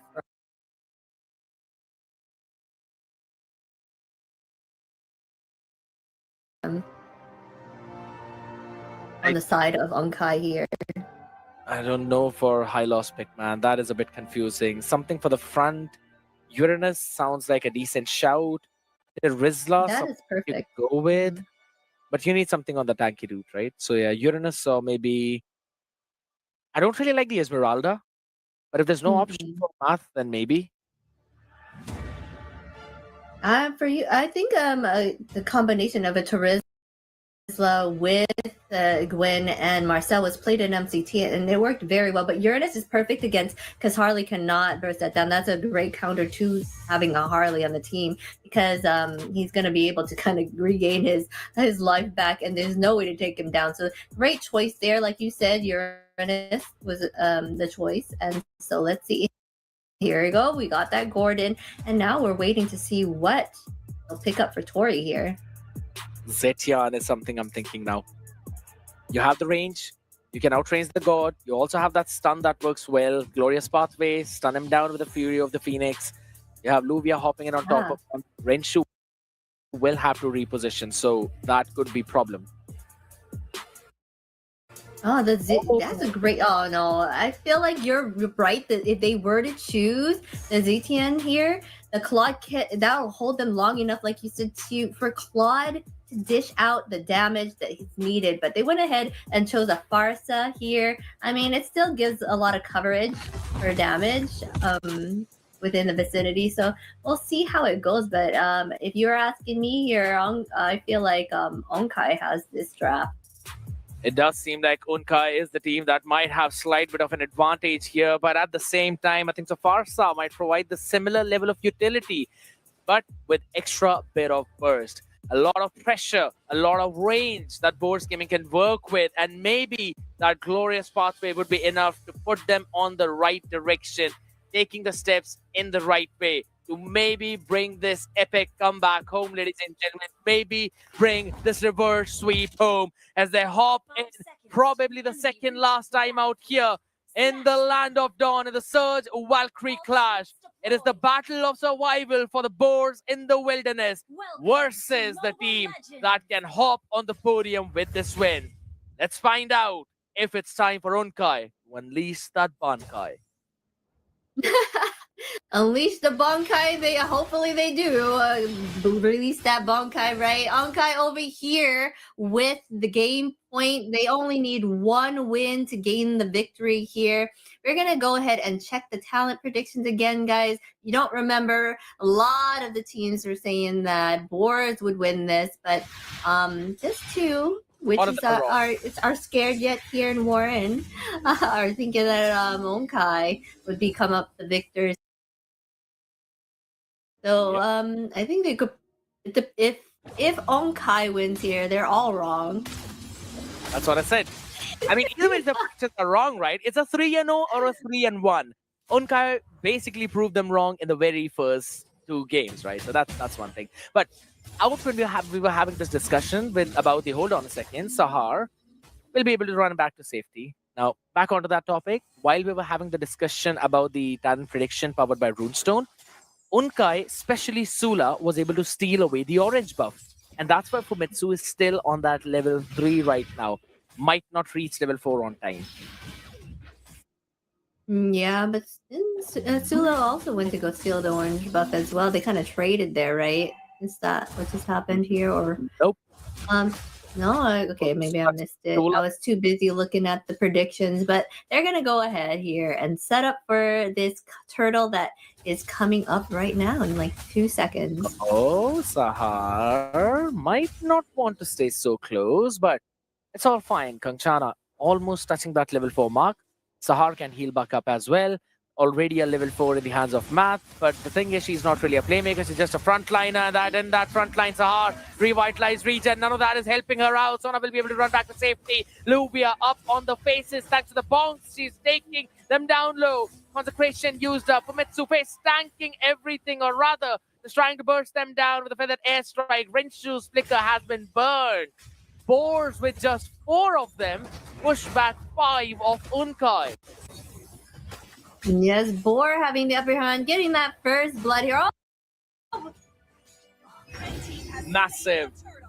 That first blood powered by Runestone eventually helped out Boars coming out there in the early game, right? With that turtle, definitely it is going to help them snowball. Yes, so far they're doing wonders here out on the map. Oh, it looks like Kanchanga. It's trying to stow. Wow. She stole it. She stole it. That is crazy macro coming in. Each time Renshu loses her life. Finally, spatial migration to help them out. Glorious Pathway slowing them down as well. Golden Hour. That is a solid stop because Sula was still not caught up in that. Thanks to the shield by the passive.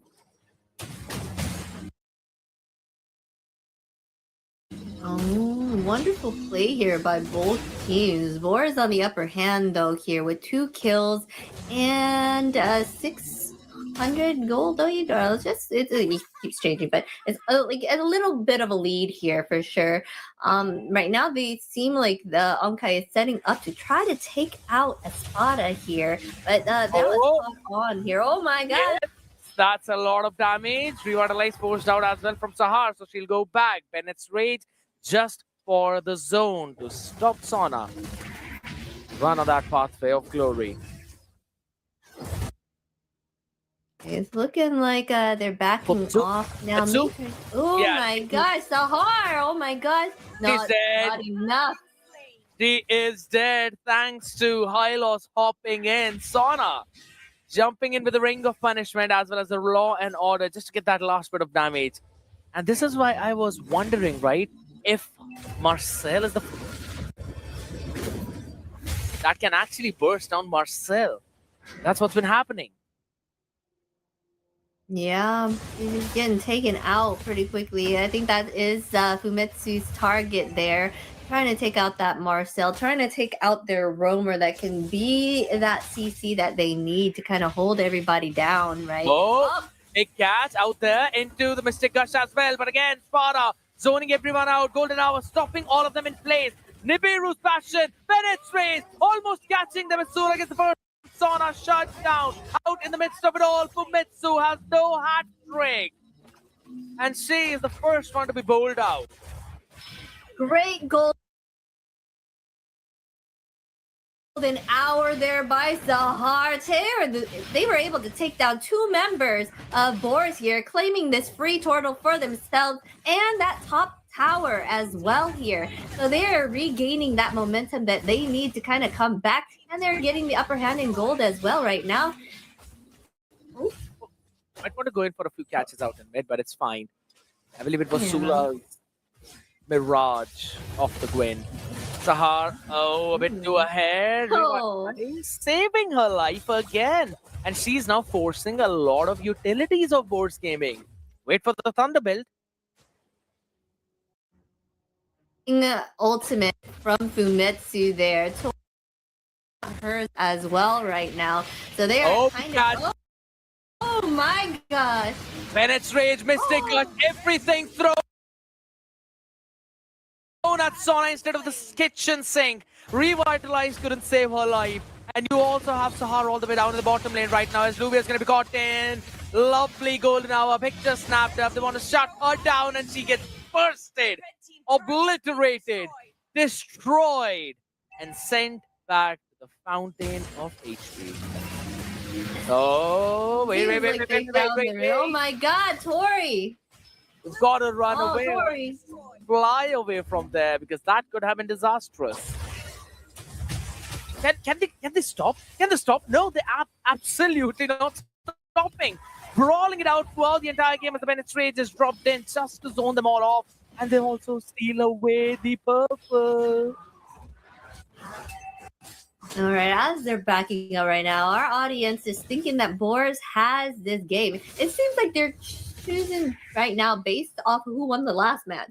Yeah, they are. I'm telling you, it's the audience curse. It is right now. They are trying to regain momentum here. Unkai has come back here. 2K gold lead, 4-3, and setting up for this next turtle. Oh my gosh.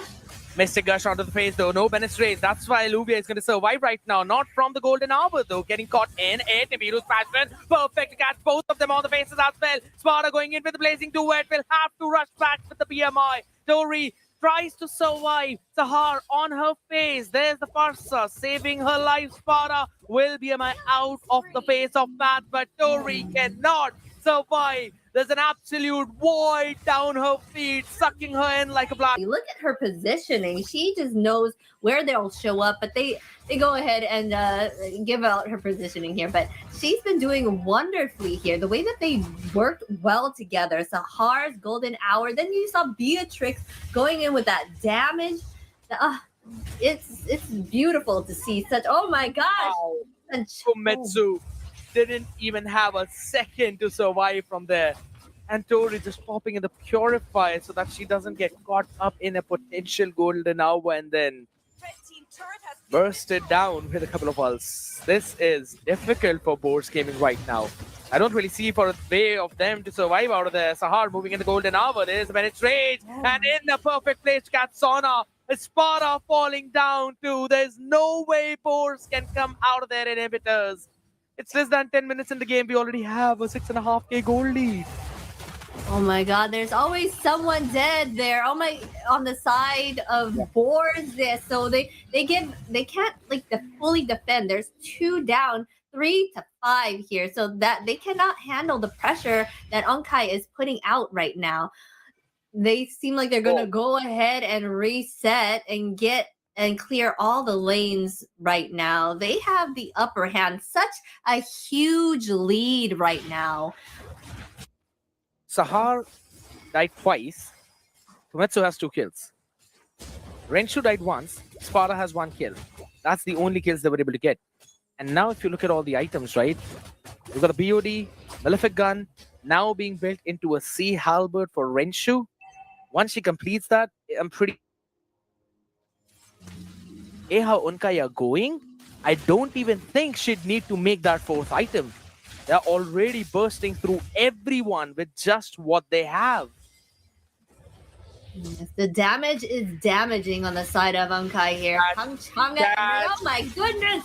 On the face with a golden hour to stop the back line as well. Catch the penetrate on your face in the Nibiru's passion, and Easily. Revitalize is not saving your life. As you said, Gina, easily. Easily taken out. Kansana was, oh, you did not even see. What tank? That's basically what they said. There's no tank here. We're going to just take you down that quick.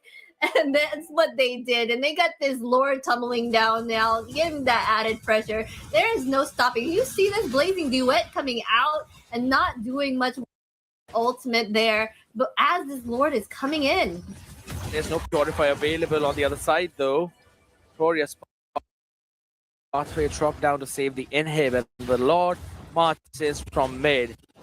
I know, Sheena, what you're thinking. I think so we're not going to game number 5 right now because Unkai want to end it right here. The cat yet again, but Sona is left alone. Maybe not for long as the Kamehameha is pushing her back. This seems like the fight that is not between a Goku and a Jiren, but maybe a Goku and a Yamcha. But Boards Gaming are slowly leveling up. A chance for them to survive as they defend the first wave. Yes, it looks like the Claude is close to building the Trinity here.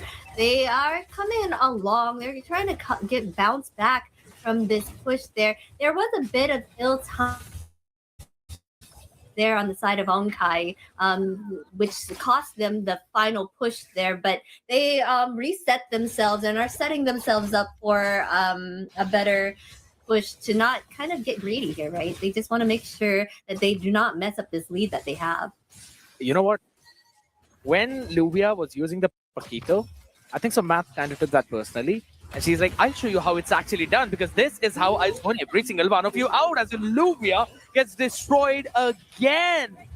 It seems like she's probably beating herself up for not really having a Purify right now. But even with that, Sparta barely managing to survive is not a good sign. Minion wave now crashing in. They want to try and cast that base. Feather airstrike up on the face to clear it out. But again, the blazing duet might not just be enough right now. That is the Rose Gold Meteor saving her life, but a good catch in the midst of it all on Sahara and Kanchana. What a pushback there by Boards Gaming, taking out 2 members of Unkai. And they're still trying to go. Oh my goodness. That was not the right thing to do there. Now it's 3 members on the side of Unkai. So they're now they earned this little breathing room now, right? Board Gaming is now able to come out of their base and kind of give a little bit of push back, get a little bit of farm now. Based on what just happened there, they just got taken out. Bad decisions a little bit there, but I'm sure they can bounce back. Main problem is the level difference right now, right? 15 for Sula. The only one who's basically catching up to her is Farah and Famitsu. Renshu on 15 as well. But once Boards Gaming start to catch up, that's when Unkai will feel that pressure. That's when they'll feel the problems. But the big thing is, Luvia needs to survive. She's getting stunned up, and then Sula is catching her in the special migration. If that misses out even once, Boards Gaming will have a way of making it back in this game. And I'm loving the fight that they're giving. Unlike the previous game where everyone was just trying to have fun, this one is way more competitive. You can feel that pressure. You can feel the aura. And there we go with the Cats. They want to shut down Sona instantly, but the Revitalize is kind of helping her get the HP back. But who cares about a slight bit of HP when you've got a burst like that? Nibiru's fashion on the face. They're trying to blitz the Lord, but maybe not timed enough. Sparta hopping in perfectly. Kanchana taken down on the other side. Renshu, good amount of sustain, saving a life, but not for Tori. Sula answers back as the minions crash on the crystal. Forced to respond right now. They have to leave Luvia back. Boards Gaming are losing to minions right now. It's Fumetsu and Sparta try to clear it out. You've got Math on your face, but he's fine sustaining through the deadly magic. Sula pushes them back. Sona joining the fight as well with the girls' pathway drop down, but it's too late for them. Unkai, ladies and gentlemen, will move through to the 3rd place on the podium. All right, congratulations to Ankai getting those bragging rights, getting that third place. Wonderful play there at the end, able to kind of capitalize on all the little hiccups that came along their way there. Taking that win now, Ankai. Sorry, Boris Gaming, but you do get fourth, so that's still a feat in itself. Oh, I agree. SVC, especially with the amount of competition we had, amazing job being done by them. Right now, I'd have to say it was a tough battle for Boers. Onkai literally won the draft in almost every single one of those games. The first two, absolutely solid with the Alice Belleric. By the time they found the answer, Onkai were kind of testing things out. So Boers eventually got that win. And even in that game, by the way, Sheena, Unkai almost made the comeback. So you know the potential of this team and what happens once Sula picks that Guinevere. Yep, standing above the rest. Sula taking that MVP from the team. Did not even die. 2-0-12. Perfect assister in the team fights, apparently. 88% team fight participation. Wonderful job there by Sula. I'd have to say the support from Sahar, immaculate. Damage and burst from Renshu, even better. Para was there. 76,000 total damage being dealt. She was showing up. And I'd have to say, Celia on that Claude was trying to do what Spara was doing in this game. 3, 1, and 2 on that Claude. Wind of Nature prioritized. Malefic Gun left. Yes, but it's fine. There are 4 squishy people on the other side. And Math, even with the Chastise along with the Blade Armor, was not able to sustain well enough through that Trinity build. There were moments for Bose to hop back up, but Unkai's combination, man, it was so good. So now we know 2 combinations of Unkai's, guys. Unkai does amazingly with an Alice Bellric, right? Because of the control that provides. And now also we've seen this happen. It's the Gord, Beatrix, and the Marcel together, paired with the Guinevere now as well. That gives an added control, right? Wonderful play there. Maybe try it out yourselves, guys, in your own matches. But this is wonderful to see these combinations happening and seeing how well that they work out for that team. I was about to say, stop giving the audience ideas, bro. I don't want more matches in the rank. It's already difficult enough. It's already difficult enough to win with a Gushan in your team who's going 0-7-0. But all right, I think so. Hey, there's always a comeback. Hopefully. The only time I've seen comeback is when enemies have won against me. But right now, there was an opportunity for Boers Gaming in the early game. They kind of had the idea of what they need to do. There were the pushbacks as well. But Unkai with the retaliation. Just perfect. Sula, just her perfect jump ins are just amazing. I just love seeing how precise they are. She knows when to get in there and jump right in. There was one of them where, they had to put that golden hour. I think it was right there. And then she waited enough to jump in after to kind of get more added control there for the team. It's just amazing work and synergy between this team. Yes. And I'd have to say, as compared to that game number 2, along with that game number 1, right? If you remember, Sheena, this game had such a good coordination between the Boers. They were playing so very well throughout that. Out individually, it definitely felt like they were playing together. And all thanks to that, they had a chance. Unkai was just a little bit better. Let's just say tonight they were a lot better. One step away, ladies and gentlemen, is where Unkai ended their journey from the MWI slot 2 for Boers Gaming. There's still a matchup right now, VSG and GEEKAY ESPORTS, to claim the slot of MWI. $500,000 prize pool for that event. And this is the first time Europe will show their faces on that stage. Yes, and you can see on the bracket that both these teams they have been dominating the tournament, right? They've been getting like sweeps and just the way, like having the most won games throughout the whole thing. So seeing a Victory Song Gamers and GEEKAY Esports going up against each other, it's going to be a treat for you all. A best of 7 here.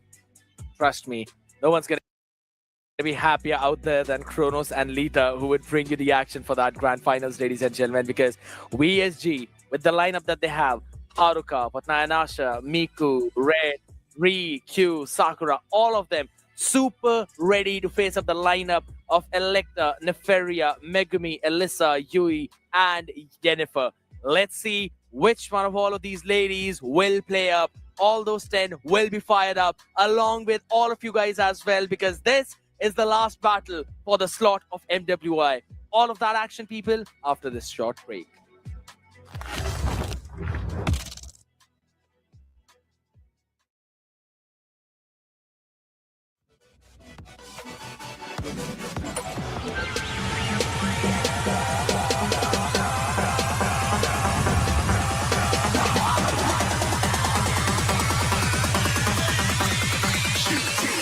Didn't even get to cross.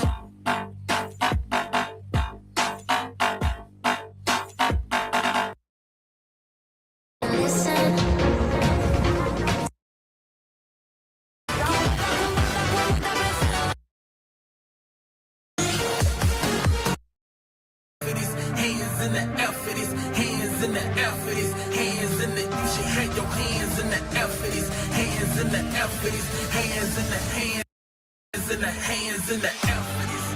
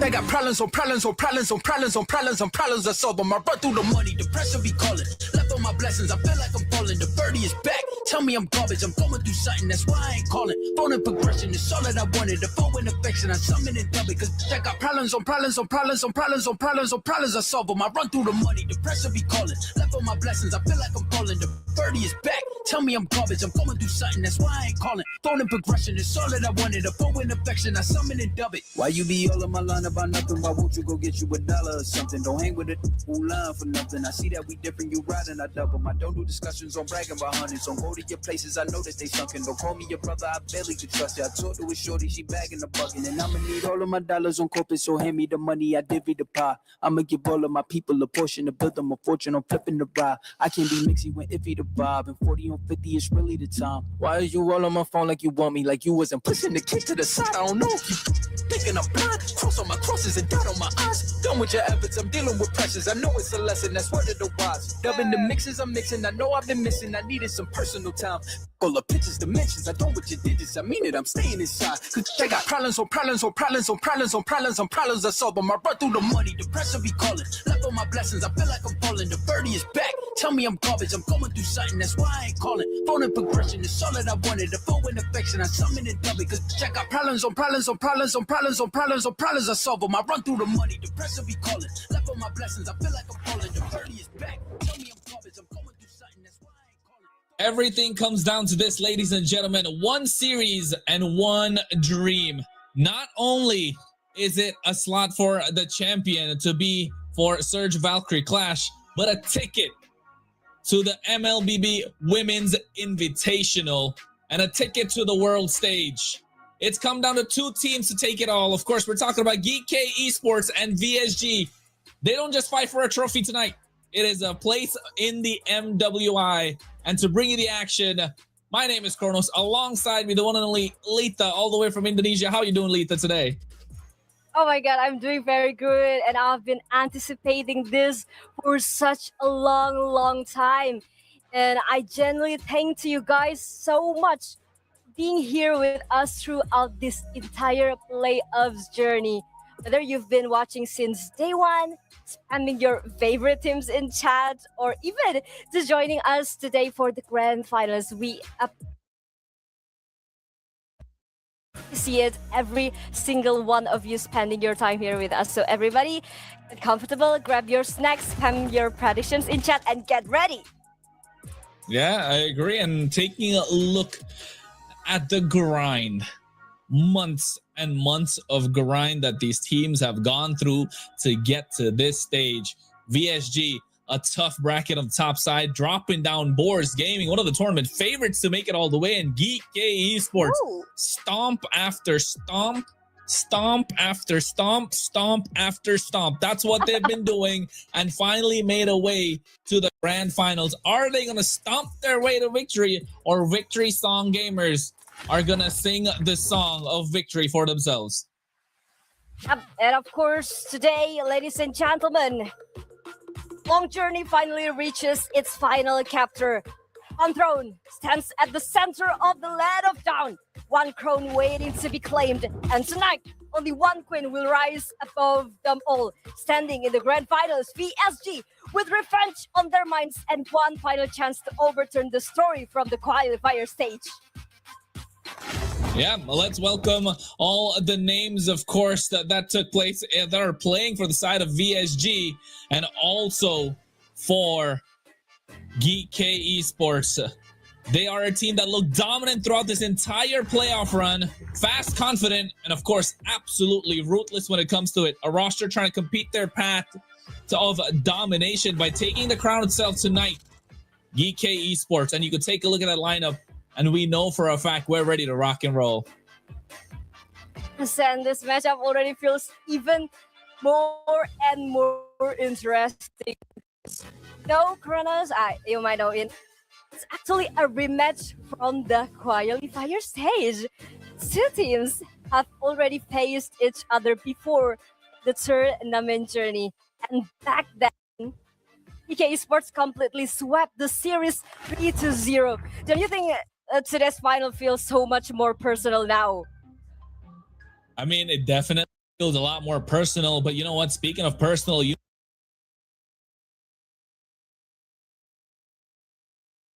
know who it feels a little extra personal to?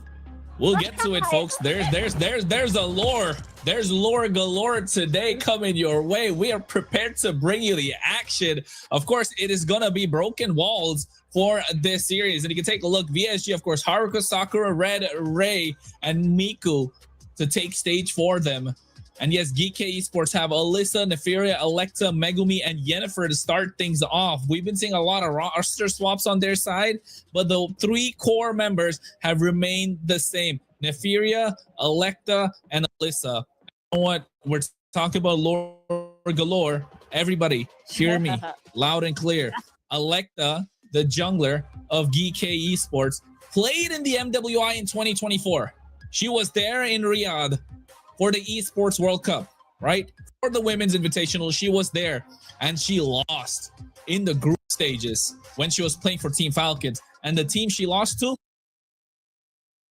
VSG, Victory Song Gamers. You talking about making it personal for VSG? It is personal for Electa.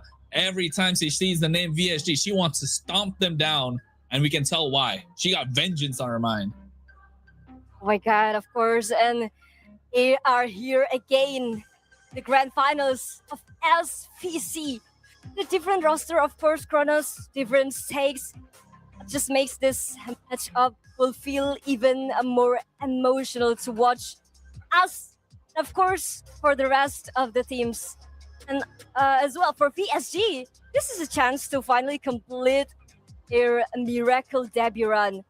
let's not forget the fact that they are technically new as a single roster, but they actually made it all the way to the final, and that's really, really impressive.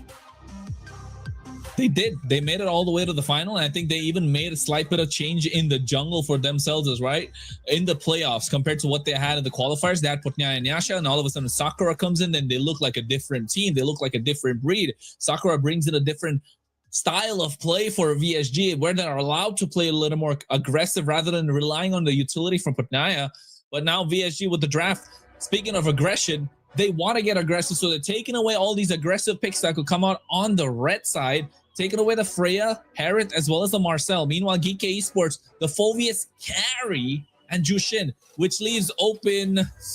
What am I missing out here? Harley. Harley, oh Harley. My God. Mm-hmm. You can't do that. Criminal.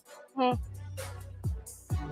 even they can go with the E first, because I know like VSG Red is very strong with that. If I mean like whenever they got if in the first pick, feels like they have more control over the neutral objective, or even they want to secure something safe first. Let's say Fredrin or Basia.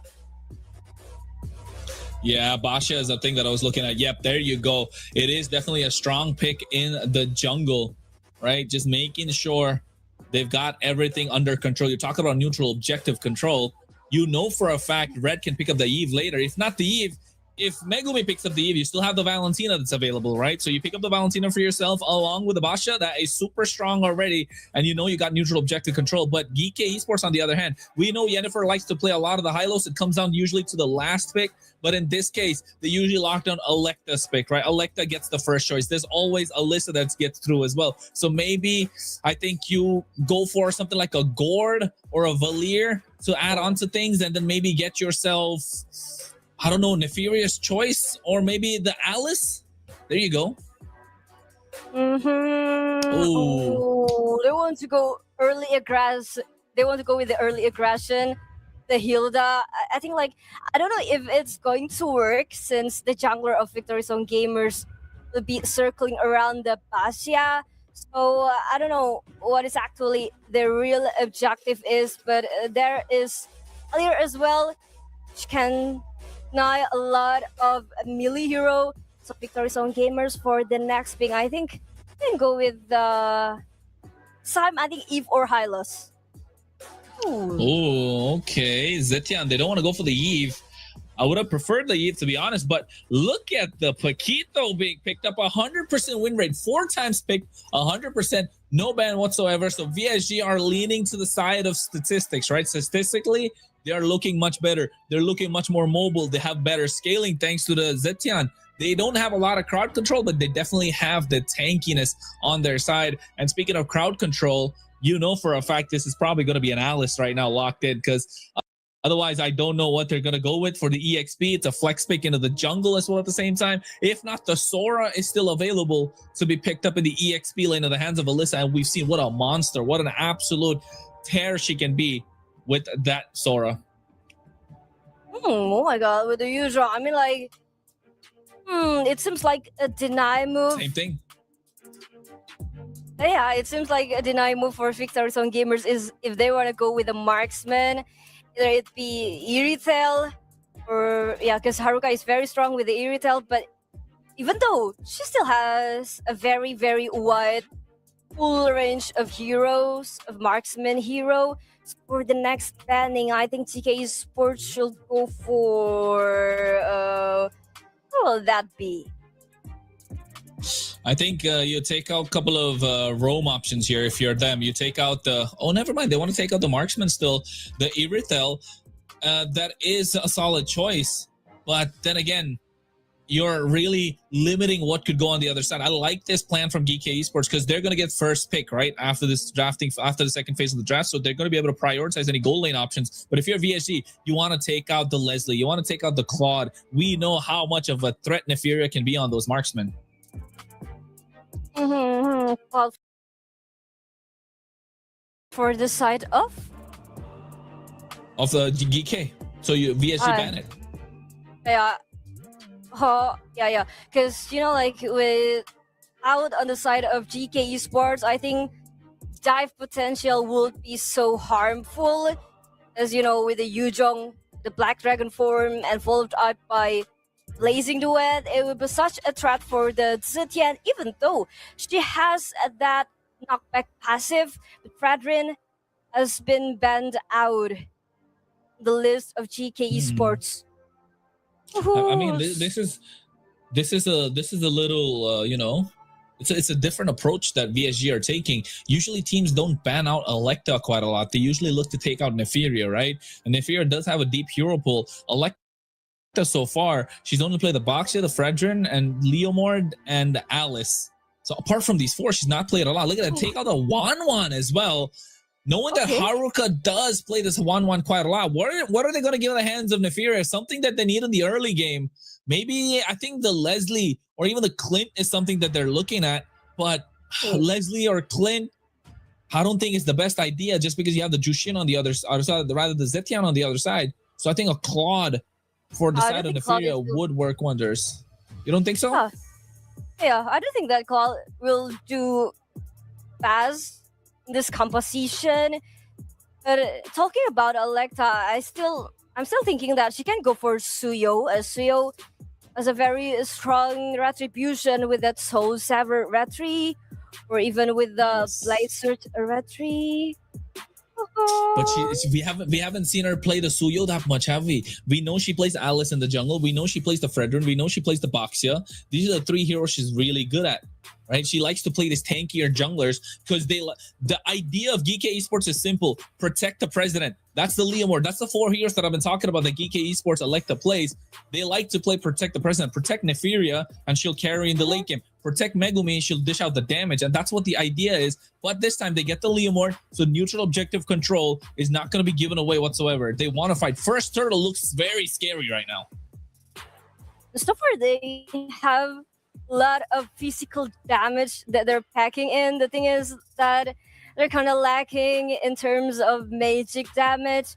Even Valor, I will not say Valor cannot deal a lot of damage. It's just need a lot of time to actually the damage can be felt enough.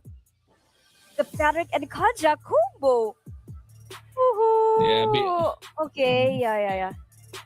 Beatrix Kaja combo. Yeah, it's a great option for the pickoff. I think Leslie is probably the only choice that Neferia has left, unless she got some more.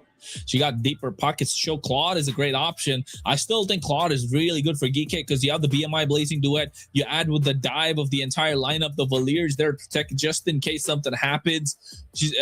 Megumi has that Searing Torrent to push them back, right? So I think if you're GEEKAY Esports, it comes down to Claude or Leslie. They're just weighing out their options. Leslie, yes, you can take down the Basya, but the option of getting one-shotted by this Paquito doesn't look so good. Oh, we go back to basics. The Queen of the Dark System has come alive in the Land of Dawn. And the Hanabi's here. I don't know why I use that term. What is reference of Queen of Dark System? Come on. You guys know what I'm talking about. Hanabi's the Queen of Dark System, but in the hands of Neferia, she makes it look so good. This is not the first time she's played it, right? This is not the first time she's played it. She has played this before. Oh my, it will be interesting. Now GEEKAY Esports, they really need the time to scale. But Victory Zone gamers, with so much early heroes they're packing in, they really need to win the early game as fast as possible. Yeah, they definitely need to win this early game as quickly as possible to add some pressure. Because if it goes to late game, you know for a fact the Queen of the Dark System is going to start melting you down. Ladies and gentlemen, this is bigger than a championship. This is another step forward for women's MLBB. And tonight, somebody becomes the face of that movement in Western Europe. SVC Grand Finals, VSG versus GEEKAY Esports. Lita and Kronos to bring you the action. Take it away, girl. Yes, of course. Thank you, Kronos, because it's our time, right? The first capture, this revelation that is this SVC Grand Final in this best of 7 series. Of course, this is all about filling each other out in the best of 7 series, right? The jungler, both teams jungler will start the opposite side of the jungle. early morning, Elisa spoke really, Oh. really low. She's not even level 2. Oh, speaking of a poke, first blood, Miku goes in, sniped. Oh my god, they will go for more. Miku is to generate a bit of shield, but let's take a look. The talent prediction right here. Oh my god! It's gonna be a 3-4-2, 3-4 GK and 2 votes for VSG. Two. I saw only one vote for VSG. Only Scared Yeah, Yet thinks it's gonna be VSG. He thinks VSG gonna win this 4-2. Everybody else 4-2 on the side of GEEKAY Esports, but there was a 4-1 coming out from Warren. But take a look at the early game, right? VSG doing really good to keep control. Yennefer is trying to keep them at bay. I think this first turtle is gonna look super strong because Nico won't have the flicker, and it looks like Yennefer is looking to get some meat. So inside the bush anyway, and Sakura looking for another experience. Yennefer is trying to look for the vision. Is trying to find the vision as the turtle is already up right now. Oh, turtle's up indeed. A small fight's breaking out as well. There comes out a steed doing a lot of damage. That is Sakura going down. So GEEKAY Esports have advantage on the map already and might be able to take this first neutral objective. Oh my god, it's such a bad thing that they taken down, taken the jungler down, and look, the fight is still going. Electa will secure the turtle, and Ray is the trade.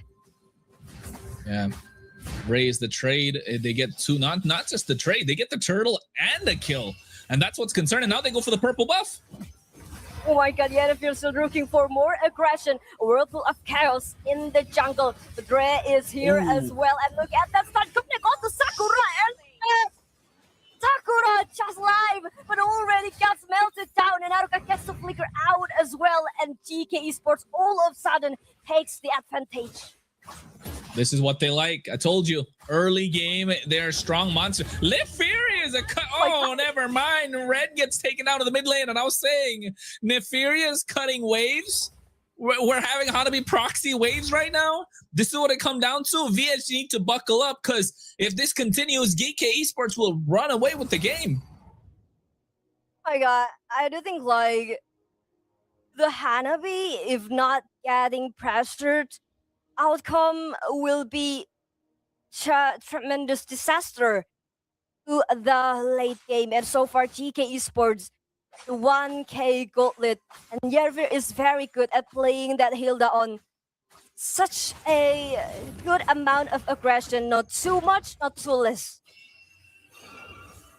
I agree. Not too much, not too less. It is the perfect amount of aggression that GEEKAY Esports have. And this lineup is showing it, right? They're able to show it.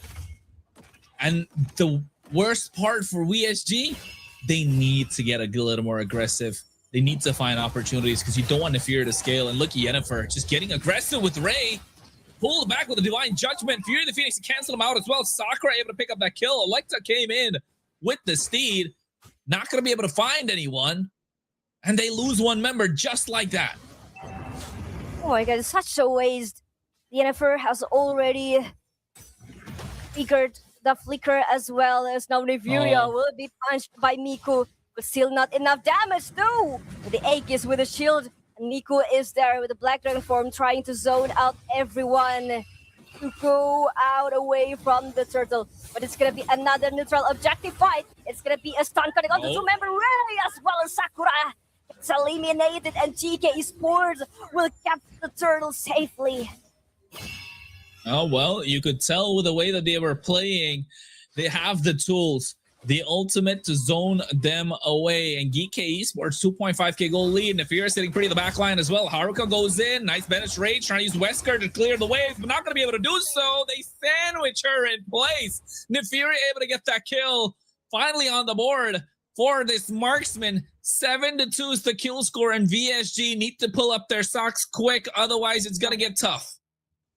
I mean, like, that's very ruthless. That's very ruthless move onto Haruka.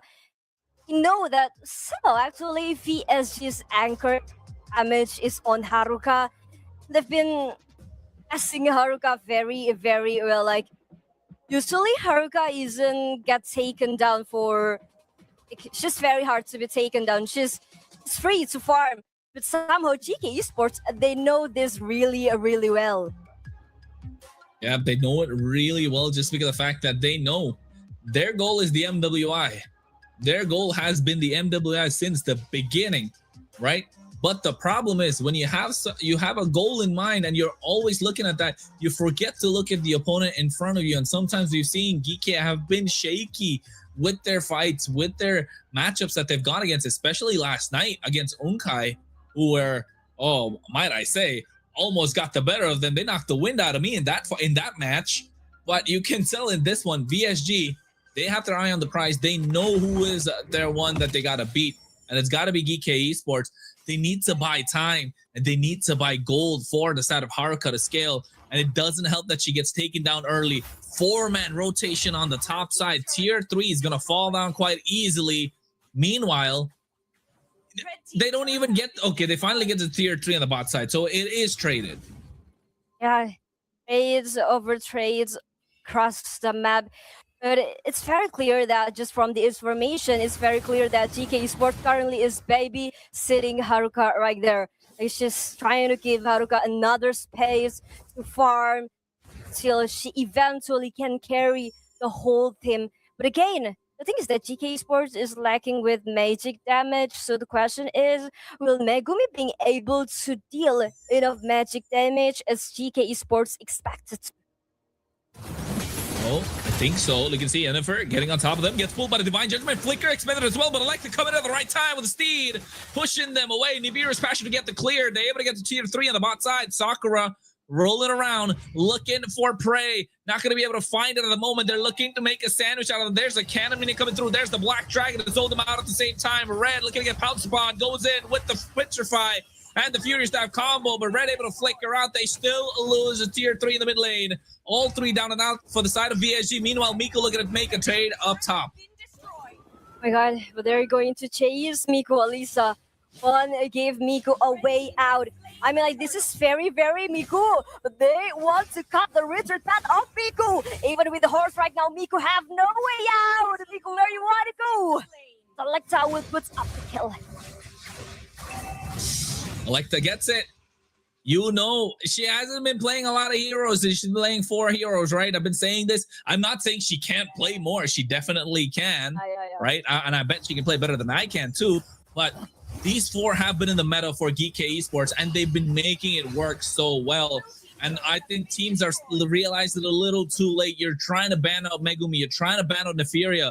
That's not the way you got to be going down. If you're VSG, look at taking down the pillar, and the pillar has been Electa, one of the most experienced players right now. Gonna let go because Megumi knows how to sit pretty in the back line and dish out the damage. Look at Neferia right now trying to run away. Oh, Haruka goes in with Bennett, able to pop the Aegis as well. Now with Bennett's rage coming out, Ray has to flicker out, so no flicker for the Kaja to make any plays for the next minute or even 2. Like, you're the one who with the chance we're going with the chase, but somehow you're also the one who's triggered. Shoot the flicker out. Such real ways coming in from Victory Zone gamers. GK Esports are playing very good with that core damage dealers with Megumi and Haruka. So as long as player 2, as long as both of them are together, I mean, GK Esports will take anyone live at this point. Yeah, and I think Black Dragon already coming out just to zone them away. And now you know for a fact they're going to be able to get the Lord, but it's good timing. VSG might contest. Okay. Esports, they are trying to flee down the road. Ray will be the first target. Oh, but gets melted very easily. A punch onto Megumi, but still able to flicker out. And even they avoided the deeper space for the battle. But Sakura secures the objective. What a clutch steal. Oh my god, how could they do this? The steal coming through, and this is why the Basha is so preferred, right? This is why Electa likes to play these extra tankier junglers, but this time not able to get into the Lord pit. I hope we get to see a slight bit of a replay of what took place, because GEEKAY Esports, they had control of that area, but losing out on the Lord, which is coming on the bot side, and the itemization as well. Sakura able to pick up the Chastis Pauldron, the anti-cuirass right now, gonna get tankier and tankier. They want to escort this Lord from the bot side to make sure they're able to maximize every single potential that they have from it. As Miku, full game, she's been playing the off lane. It's been a 4-1 split for VSG, and they're playing it perfectly. Of course, and let's take a look again. I mean, like, I know that GEEKAY Esports wanted to take that raid down first, because it's the only one who can go with that look at the fight, though. With the suppressed effect. But somehow, no one can catch Sakura, and that's why Horizon Gamers able to secure the objective. I mean, like, maybe Alecta didn't saw this coming through as well. So she seems to be surprised as well that Horizon Gamers will take over the Lord. And you know what though? In that Lord push on the bot side, Ray went through alone by herself, got caught in a 5-man rotation. GEEKAY Esports were able to melt her down.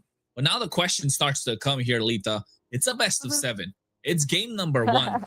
Momentum is important. Tempo is important. And we can see both these teams playing at a very high tempo. It's just that GEEKAY Esports, they're not playing a lot of chaotic fights. VSG are loving the chaos, but GEEKAY Esports are okay.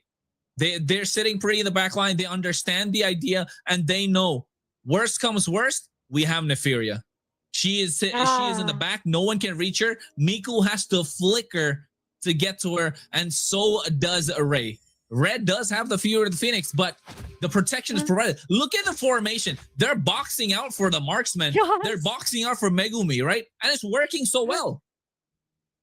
I mean, like, it's a good thing for GEEKAY Esports to group up each other, to group up 5 like that, because Victory Zone Gamers relies heavily on the pick of. So far, they can only send Alisa the far lane to make sure the lane is safely secured, but there comes the Divine Judgment onto Megumi. But will it be enough? Megumi's able to figure out. Neferia tries to deal the damage, but Sakura zoned her out as well. And look at Ray, is being poked up little by little. But Black Dragon from Chronic on 2 members, Sakura gets taken down by Neferia. The damage is enough, but the thing is that GEEKAY Esports look at the lane, but it's already 1 second away from the second Lord. Yeah, and you could take a look at that fight as well. Megumi and as well as Neferia were dishing out the damage, right? Sakura was in front, and you had Yennefer protecting them. So was Electa. And then all of a sudden, the rest of the members wanted to come for a fight. But there comes the Black Dragon, and now all of a sudden, the Black Dragon is zoning away 4 members who were taken down low because of the pedal barrage that's coming from Neferia. And then all of a sudden, you leave Sakura all alone. That's a free kill, a free Lord, and now GEEKAY Esports 14-4. Yes, VSG are putting up a great fight, but now the goal lead is starting to show. Now the towers are not looking so good. The map is getting a little bit more red. It's 13 minutes, 40 seconds into the game. It's 14 kills on the side of GEEKAY Esports.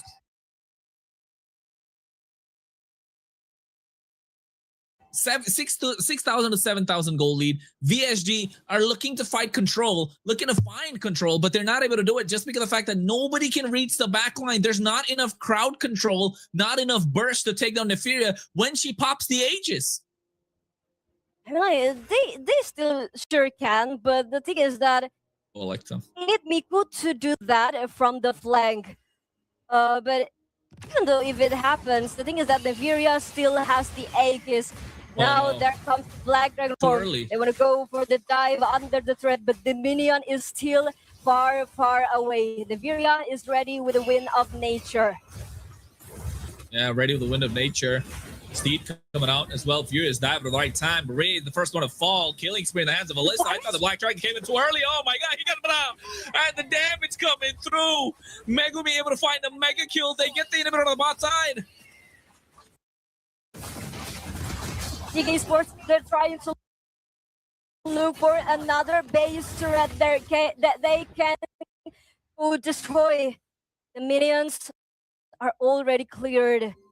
Unlike the top side, that is currently a walking It's gonna be a 3-lane push. It's gonna be a second launch of attack that GK Esports wants to do with the Fantasy Aleka in the front line. It's Haruka and Red will be the target. Miku trying to look for the perfect angle. It seems like GK Esports want to retreat first. I mean, what perfect angle, Lita? Where can they find this perfect angle right now? Miku has been playing the long lane, yes, but it's becoming difficult. Oh, they're finding it. Okay, a Divine Judgment come too, but the with Immortality is still able to survive. Yan Fear, and the Dragon is furious. Elisa trying to take that Haruka down, but she's still able to just. Ooh, Megumi just spamming with that skill as well as the effect coming in from the Wishing Lantern. Oh no, not like this. Not like this if you're VSG. Things are slowly starting to fall apart. They thought this Paquito would have been a crazy pick, didn't they? Little did they think they had an ace up their sleeve. The queen of the dark system, Hanabi. At the moment, showing up 207. Neferia, fantastic goal laner. Probably the best in Europe right now. And we can see why. She's got deep pockets. The Leslie, the Hanabi. She can play the Herod, the Claude. You need meta, she makes it happen. Look at this fight breaking down, Lita. Alright, has been taken down, but GK Esports is trying to look for more.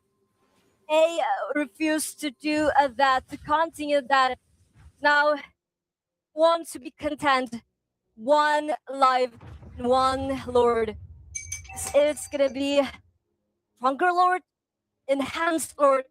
They want to do the next stampede. Yeah, they want to make sure, get this one down. Lord is already marching out of the mid lane. You can take a look with the minions able to provide a nice bit of an escort. Miku might get caught out. This could be the final push. The GEEKAY Esports looking to take game number 1. Okay, Electa is ready with the Phantom State. Lord is being blocked off.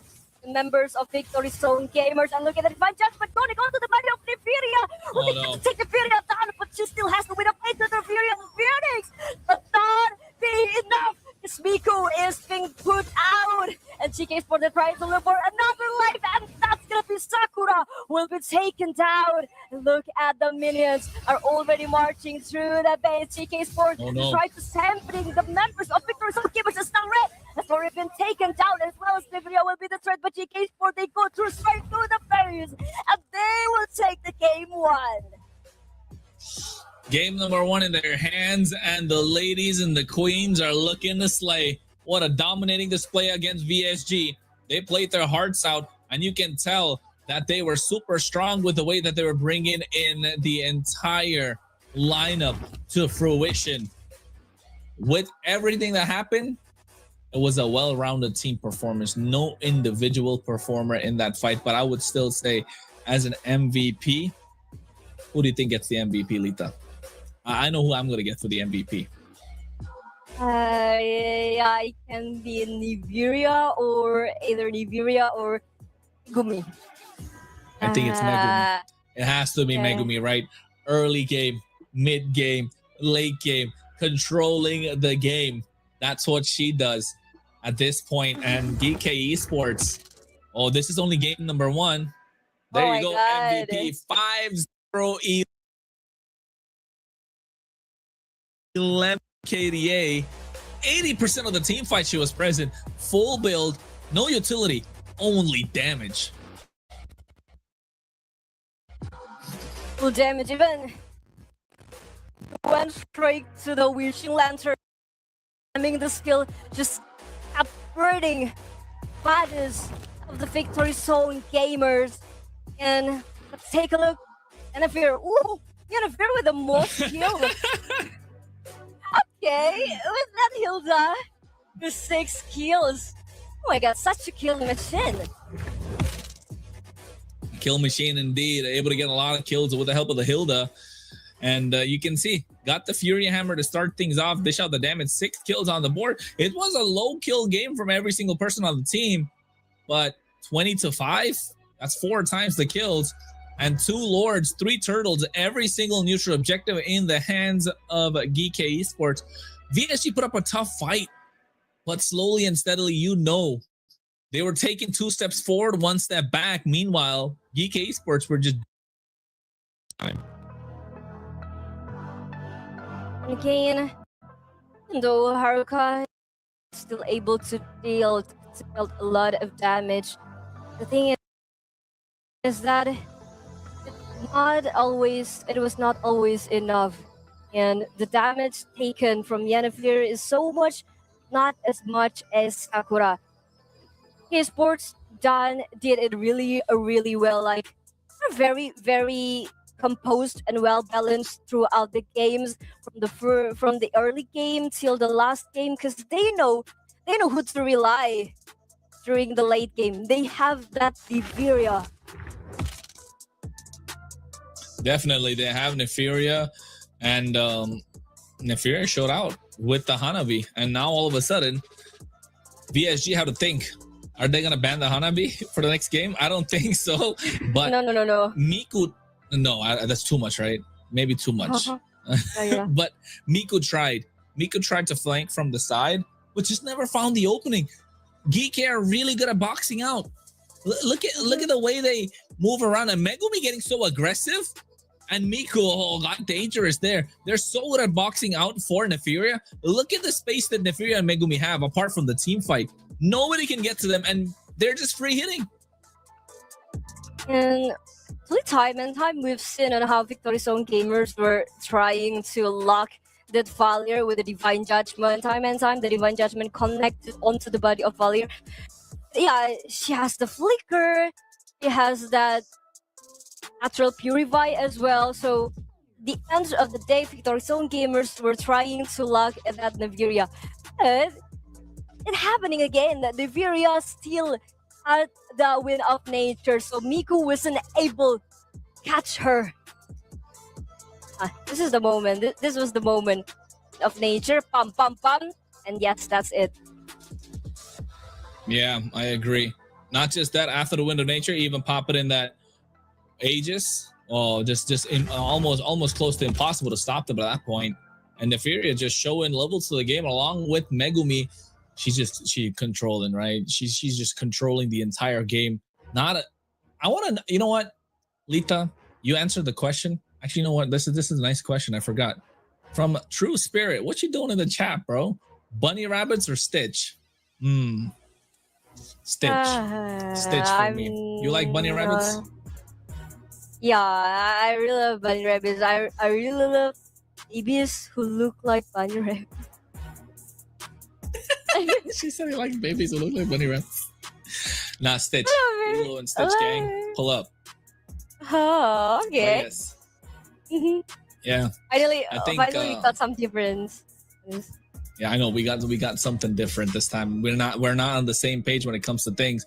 But also, I was gonna say I'm gonna look at some stats while you can continue on what you gotta say, Lita. Keep the audience busy. I'm gonna look at some statistics right now. I don't even know if we're going on a break or not, but this is something I want to look at and see how many times has Megumi died in the entire SVC, including the qualifier. I think once, twice. You have the answer though, actually. I'm looking. I'm looking for it right now. I thought you're trying to test me or the audiences. I don't know. I'll be honest. I don't think I know about it either. So I'm gonna take a look while you got the draft. Okay, you take that. I'm gonna look at this right now. Keep the audience busy. First, okay. So to do that, you guys need to visit the Instagram page of Search Europe, right?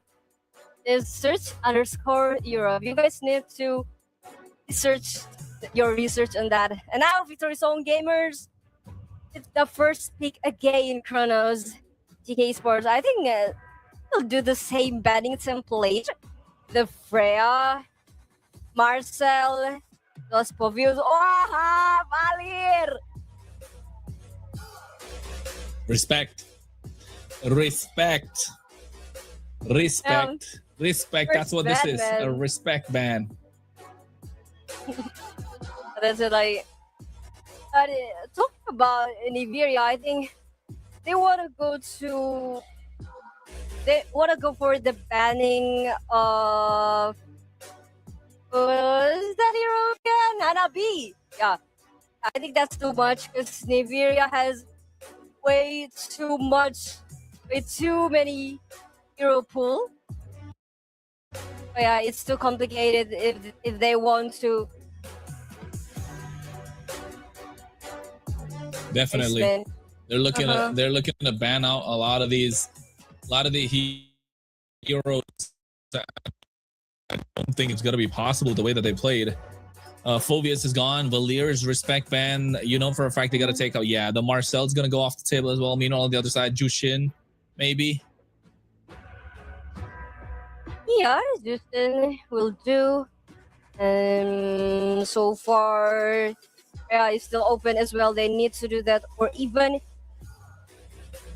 esports and do the. I don't know if Victory Zone gamers want to prioritize Harith or Yomort. Right now, because Harith had a very high win rate. I don't think PK Esports will throw it out. Yeah, I don't think so. I don't think that's a hero that they will definitely look at taking down. But if you ask me, well, you know what, bro? I'm. This is crazy. She died only twice. Only twice. Where did you find the information? Go to mltv.gg. That's where you get all this information from. Where I looked it up. See, nice plug-in. But yes, mltv.gg, folks.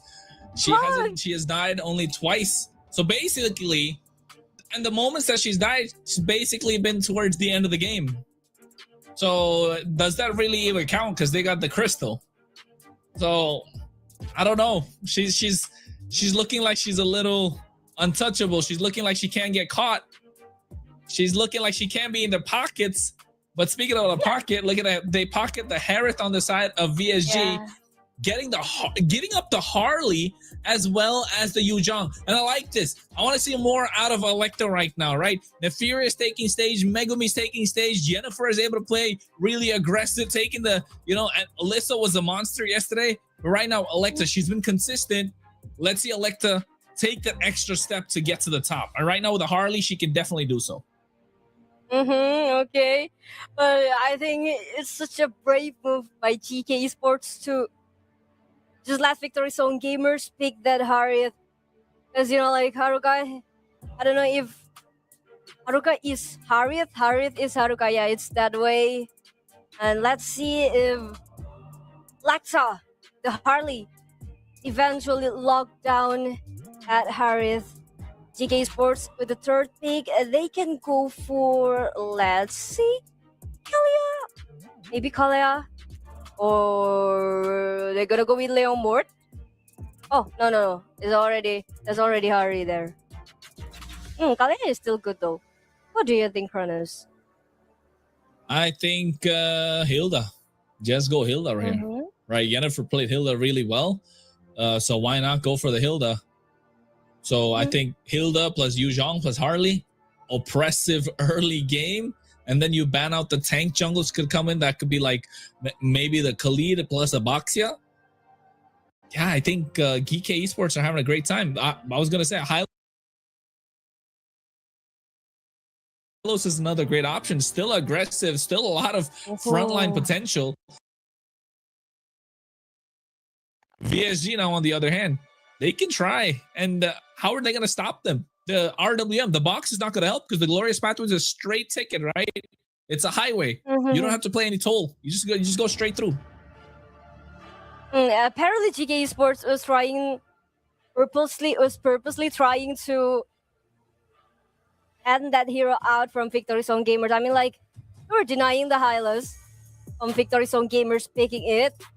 It is like, if VSG take that Hylos, it will be difficult to deal with because, with the Harith, the Eve as well, it will be very difficult. So GK Sports, rather than deal with that difficulty, they will go for the Hylos first. Yeah, they need to find a way to melt down the Hylos. They don't have the DPS. They already got what? They got the burst right now, but can you really burst down a Hylos? I don't think so. It's gonna take forever. The Harriet, the I keep forgetting the Paquito, as well as the Eve. Yeah, it's gonna be difficult. That's why they're taking out any sort of early game aggression. The Hilda's gone. The Khalid's probably gonna be next. Maybe they could take out some tank jungle options like the Boxia right now. So you don't really give any options. I don't know about Fredrin here though. Not gonna lie. Fredrin is good. Fredrin is good to keep them in the RWM. So yes, I can see that, but are they gonna be able to kind of like get ahead? Yeah, I think Fredrin, you're right. I think Fredrin is slightly better because against the Harley, inside the RWM, with the Harriet on your side. Yeah, the Fredrin does make sense, Lita. Yes, it does. But because at the very least, Fredrin won't be able to be taken down or bursted down by the Harley. So it's like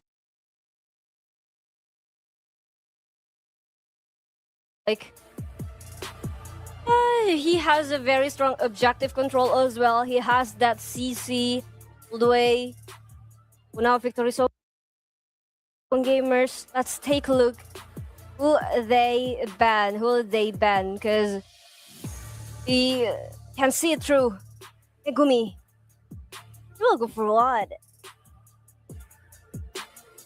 Ooh, she definitely will look to go for what though in the last? No Valentina, no Setian, no Jushin, no Megumi, no Eve, no Valir. Farsa, I guess so. I'd like to see Kadita come out here because the Kadita is so good into the Eve, right? Because you get a lot of crowd control, but I don't know if that's Megumi doesn't feel like a Kadita kind of a player. So I think you're locking the Claude for yourself in the gold lane and then wait to see what you can go for the mid lane in the end. Don't you think so? I think Claude is just a solid choice. Okay, but let's take a look. Wow, with the Lilia. Wow, they want to go. They want to go with the all early aggression. And like have a very strong early aggression with the Lilia. Doesn't even need level 4 to be useful to be strong with that damage. Let's take a look with the response from Victory Zone Gamers, as now they still need to go for the jungler and the roamer. The jungler and the roamer right now, I think Fredrin, but Fredrin's not going to be able to do anything against this Lilia, right? That's why it's so crazy that they picked this up. GEEKAY Esports. Oh, it's working. Everything is starting to show right now. And Megumi is in the center of everything that GEEKAY Esports are pulling out. The Fredrin comes out, predicted the Belleric. I like the Belleric being picked up. They get to keep them in this RWM. The box is going to be insane for a VSG. But GEEKAY Esports, Leslie is great here. Clint is still good. Claude is another great option. Don't think Claude twice. I think just go Claude and win, right? Yeah, and at the very least, Cloud still can be Even reliable. Leslie's good, bro. Even Leslie's good here. To burst down the bodies, the frontliner. Yeah, and if you want to go Cloud and you want to go with the first item, Melissa. You're doomed. I don't know. I don't like the Melissa. Huh? You like Melissa? But it's so. I mean, like, you're really into scale as well. I don't understand that they go with a Melissa just to lock off the Paquito from the flank, but I don't know if it works really well. Yeah, I don't think it works against the Belleric. That's what I'm thinking. Like, you do have the range to get to the Harriet or maybe to kind of get to the Eve. But I don't know about if this Belleric starts becoming a problem, it will be difficult for them to stop them. But here, GEEKAY Esports, they locked down their lineup, and I think they might just take this one as well. Take us into the game, Lita. Okay. 10 heroes has already showed. Now 1 game down. The grand final story is only getting harder. Well, Well, we will see the series tied up, or will one team begin pulling away toward the crown. Ladies and gentlemen, welcome back once again to Land of Down for game number 2. Yep, in game number 2 we go, and the way that GEEKAY Esports have been playing this, they will get a lot of control, fast, clear, and take a look at the talent predictions as well. At the moment, scared yet? It's not looking too hot, bro, not gonna lie. It looks GEEKAY all the way, but nobody thinks it's gonna be a sweep. Everybody knows it's gonna go an extra game. Yes, because these two are both strong teams. I'm sorry.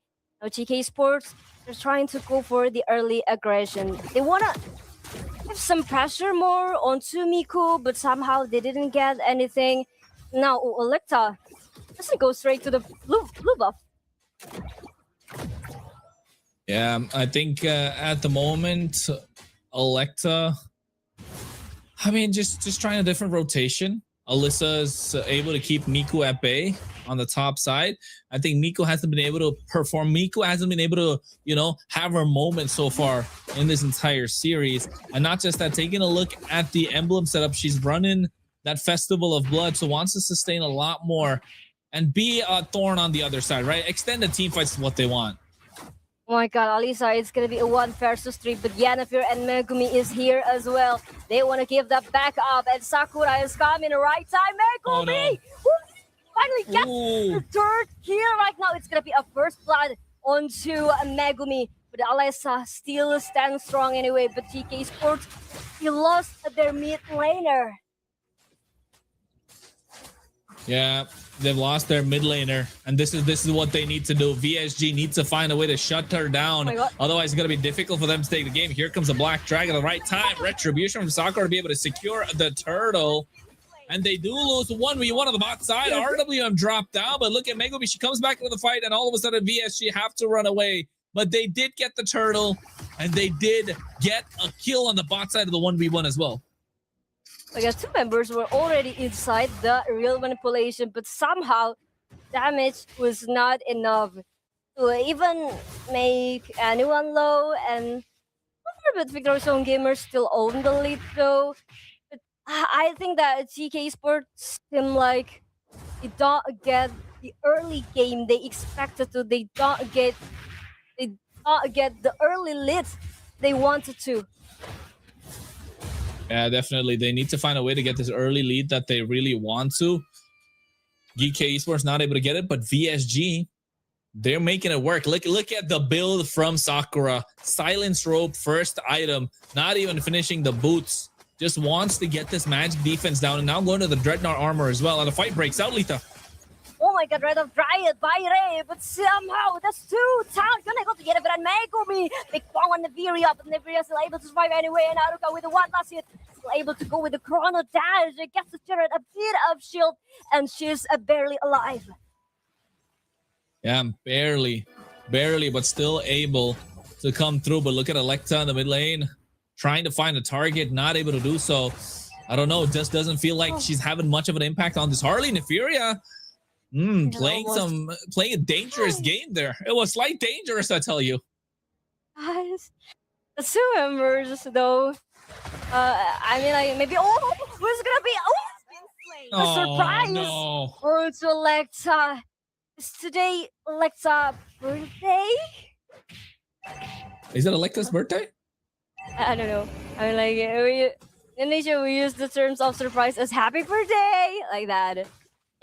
Hey, it was Dracy's birthday, right? Happy birthday, Dracy, if you're watching. But here, the Black Dragon goes in, looking to zone out the rest of the members from the turtle. VSG still want to contest. The Glorious Patrick comes out, Wrath of the Dryads as well, pulling them back. Alyssa goes to the back line, but Ray, along with Sakura, trying to defend. But look at Miko, left alone, no man's land. Haruka's going to be the first one to fall, but the Revitalize comes in clutch as Alyssa gets traded. And now the turtle's not even taken down. Taunts all across the board. Yennefer goes down. Things are starting to fall apart. And Megumi falls. No, the Black Shoes comes out. Electa walks out with the help of the turtle. And now Megumi finally getting taken down.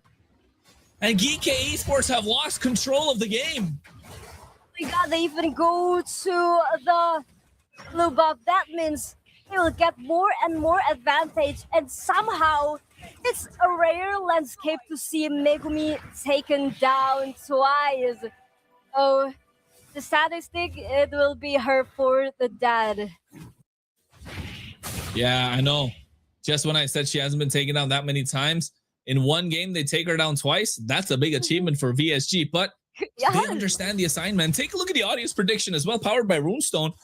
VSG 61% and GEEKAY Esports 39%. Nobody, well, VSG's have the fans, right? VSG definitely have the fans, but GEEKAY Esports fans showing up as well at the same time, and they still think they can get up and beat on the top side. Petrify combo coming through. He goes for a knockout strike, but Electa, with the help of the Deadly Magic, gets the kill. But here's the re-engage, Lita.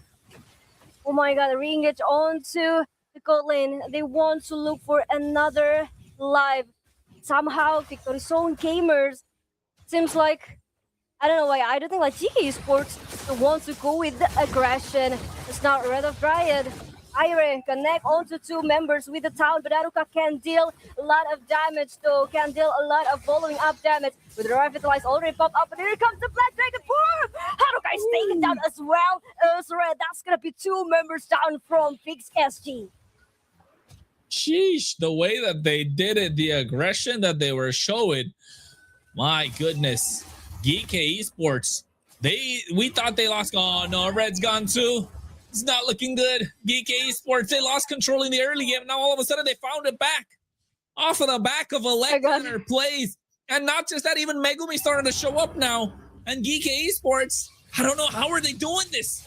How? Oh, yeah, I mean like, I was thinking that because the kiting that GEEKAY Esports was doing, the thing is that the metronome just doesn't stop here. The gauntlet has swung back and forth. And it's now Elisa with one last hit. Haruka with what is that? The pause coming through. The pause coming through. It's not somewhere where you want to be, right? It's not somewhere where you want to be if you are VSG or GEEKAY Esports. But folks, we make sure things are played right. And I'm still trying to figure out how many times has Megumi. Oh, Megumi is almost untouchable every single time of the series, right? And I'm taking a look at the stats. In the open qualifier, in the playoffs so far, she's done twice, and then this two included, so 4. But in the entirety of the open qualifiers, all the games that they played, she died 5 times, right? In what, 5-6 matches that they played, right? And every match was 20-30 kills 5 times, and all 5 in the hands of VSG. So VSG know how to take the fights of Megumi, and they know what the problem they are facing up against. Oh no, and just as we get in, Electa walks into a massive Appraiser's Wrath. Megumi needs to kite at the moment. Miku looking to flank as well. At the same time, Sakura goes in, and GEEKAY Esports, it's back and forth. It's like a rubber band. As I say, the metronome just doesn't stop. I don't know what was happening. Somehow, someway, the members of GEEKAY Esports gets eliminated. And remember, Haruka with the Harit, really, really dangerous. She gets to farm. Oh, I don't know how GEEKAY Esports will stop the Haruka. How will they? That's the biggest question. If they're gonna find ways to make that possible. And Haruka as the one that's scaling so well. Electa's not able to find the angles. I don't know. This is the reason I didn't like the Melissa so much, right? I would have maybe, if needed, a Granger to a certain extent, just because you have Megumi on this Lilia to dish out the damage. But not just that, a Claude will look so much better at that moment. They could have gone for the Leslie, which is still a comfort pick for the side of Nefaria, because there was no one really to flank into the back line, and you have a massive front line with this, with Yennefer, with Alyssa, so you should be able to dish out the damage. Enough poke comes through, all you got to do is one shot when they're taken down low. And Haruka right now, look at that, they get the deadly magic on them as well. Electa tried, but meanwhile on the top side, Lita. Okay, there are 4 members of GEEKAY Esports up top trying to give another space Nefaria. I mean, like, I get it that the whole point of this strategy by GEEKAY Esports here is to give space and time for Nigeria as much as possible. Sakura has already anticipated that thing, that is already just done. The anti-queers now, and it's gonna be a team fight on the Lord Pit. Miku has been poked down little by little. Electa is still there. No one knows where Electa is. Electa, red. No, she's not able to go through. Ray still able to survive. Comes with a taunt as well. Yennefer getting caught in the Wrath of the Dryads. The Zaman forces drop down. But at the same time, the glorious pathway coming through. The RWM is beautiful. Was Haruka's first one to fall. Mega be able to stay out alive with the help of the black shoes. Flick is out of harm's way as well, but Yennefer falls. And Ray able to pick up a double kill. In the midst of the fight, they trade 3 for 1, and they get priority on the Lord VSG. Yeah, thanks to the triple stun coming in from Ray. I mean, members of Victory Zone Gamers already been damaged, are significantly low as well. But some way, they're still able to secure the town. Let's take a look again. The members of GEEKAY Esports will trying to go with the disengage first. Here comes Haruka. Like, they've already taken down Haruka, but the triple stun. Wow. The layering of the skills, right? It was absolutely beautiful with the way that they played. And they're able to control the game. VSG. Very few teams have done this against GEEKAY Esports. Actually, not a very few teams. No team has done this. Taken full, complete control. I think only Unkai really pushed them to their limit. And you can tell why and how it's happening as well. This time, the Lord is coming on the bot side. GEEKAY Esports, how to defend. They have the wave clear. That's the best part. The Lilia provides that. The Glooms can be burst down. Electa needs to find these angles. The Harley needs to show up right now. Harley is one of the most broken picks right now in the current meta. Yes, it can be countered by the likes of the Fredrin, the Belleric, the Eve to a certain extent. The Herent is still a tanky goal laner compared to any other marksman. So yes, she's having a tough time, but once she gets the ball rolling, it will be hard to stop. But the problem is she never got the ball to roll with it. Yeah, and also the members, the heroes of GEEKAY Esports, but it would be 1v1 situation. Oh, no, with Miku! The just barely clinging to the Axis stun. Still gets out safely there. It was close. Enough time. It was very close. Enough time is bought as well. And now Black Dragon coming in, Letha. They're trying to defend. All right, Ray is capped there in a bad place, even with the town connected onto the members of GEEKAY Esports. There are no falling up damage. And look at the manipulation. There's being kept. Alisa is there with the triple stun coming in. It's going to be a shutdown by the Fury at GEEKAY Esports. They want to go with Lord first. They want to clear the minion first as now. Okay, the Victory Zone Gamers, they're not able to go over with the full attack onto GEEKAY Esports. Yeah, they're not able to. Just because of how GEEKAY Esports have been boxing out so well. And all credit to Alyssa in these fights. The Black Dragon coming at the right time and zoning out Haruka entirely. Just locking down only Haruka. And then all of a sudden, Megumi comes in flanking from the bot side. And Haruka had to flicker even after using the Demand Force. That was enough space created for them to melt down Sakura. And it was a massive shutdown. And who that gets it? It's Neferia. Gold lead, man. Let's look at the gold lead. Oh, it's back to 0 again.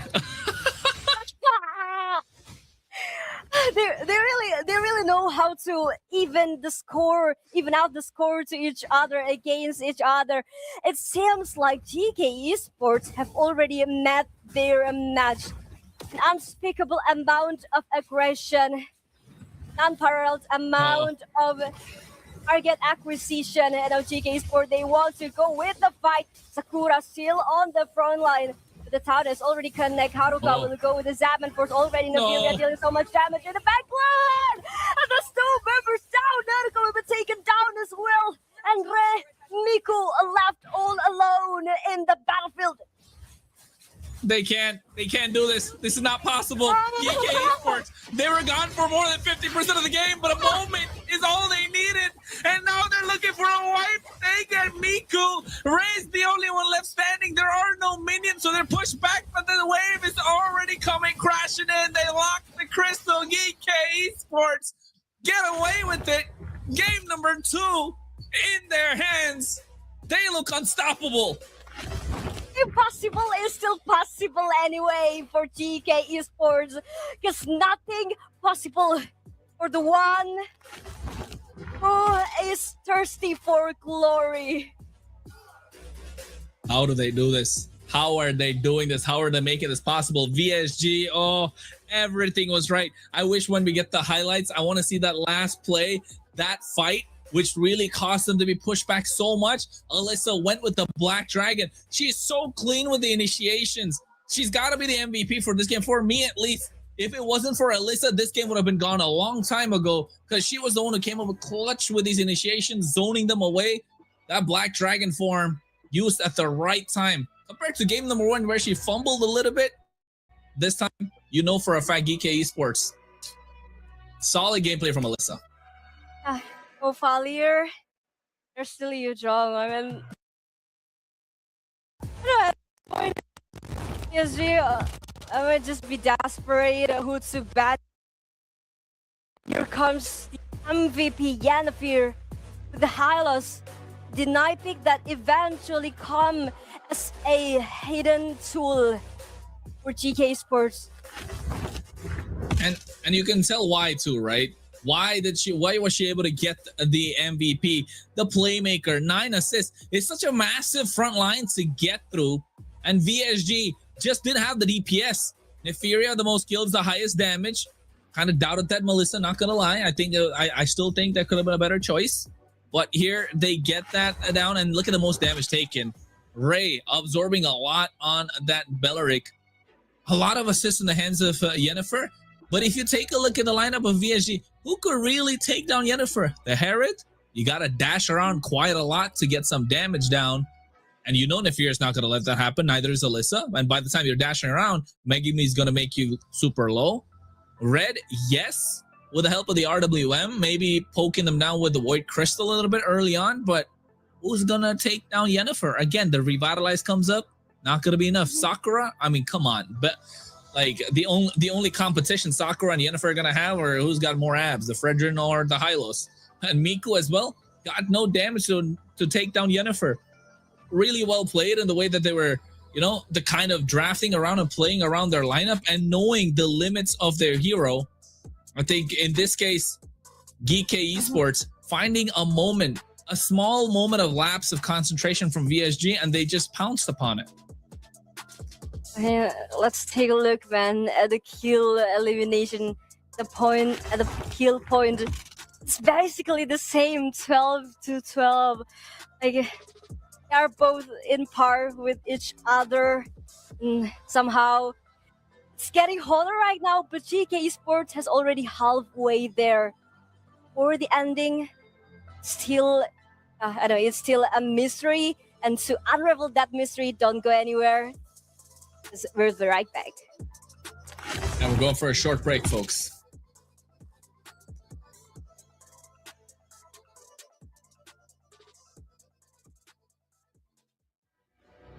Yeah.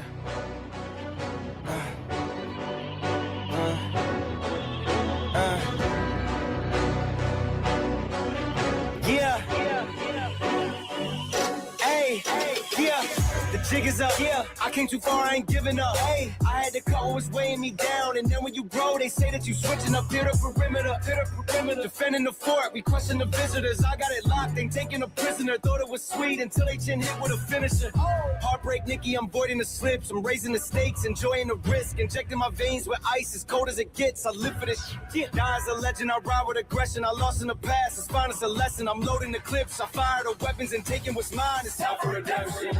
Yeah.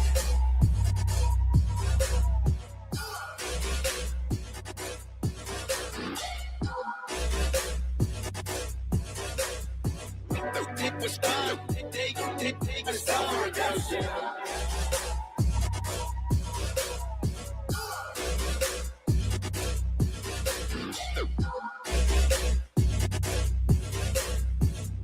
It was time. Yeah, the jig is up. Yeah, I came too far, I ain't giving up. Hey, I had to cut what was weighing me down, and then when you grow, they say that you switching up here to perimeter.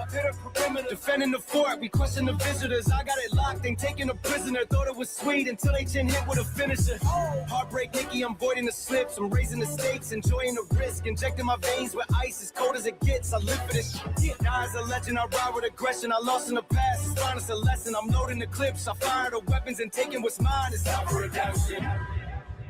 Yeah.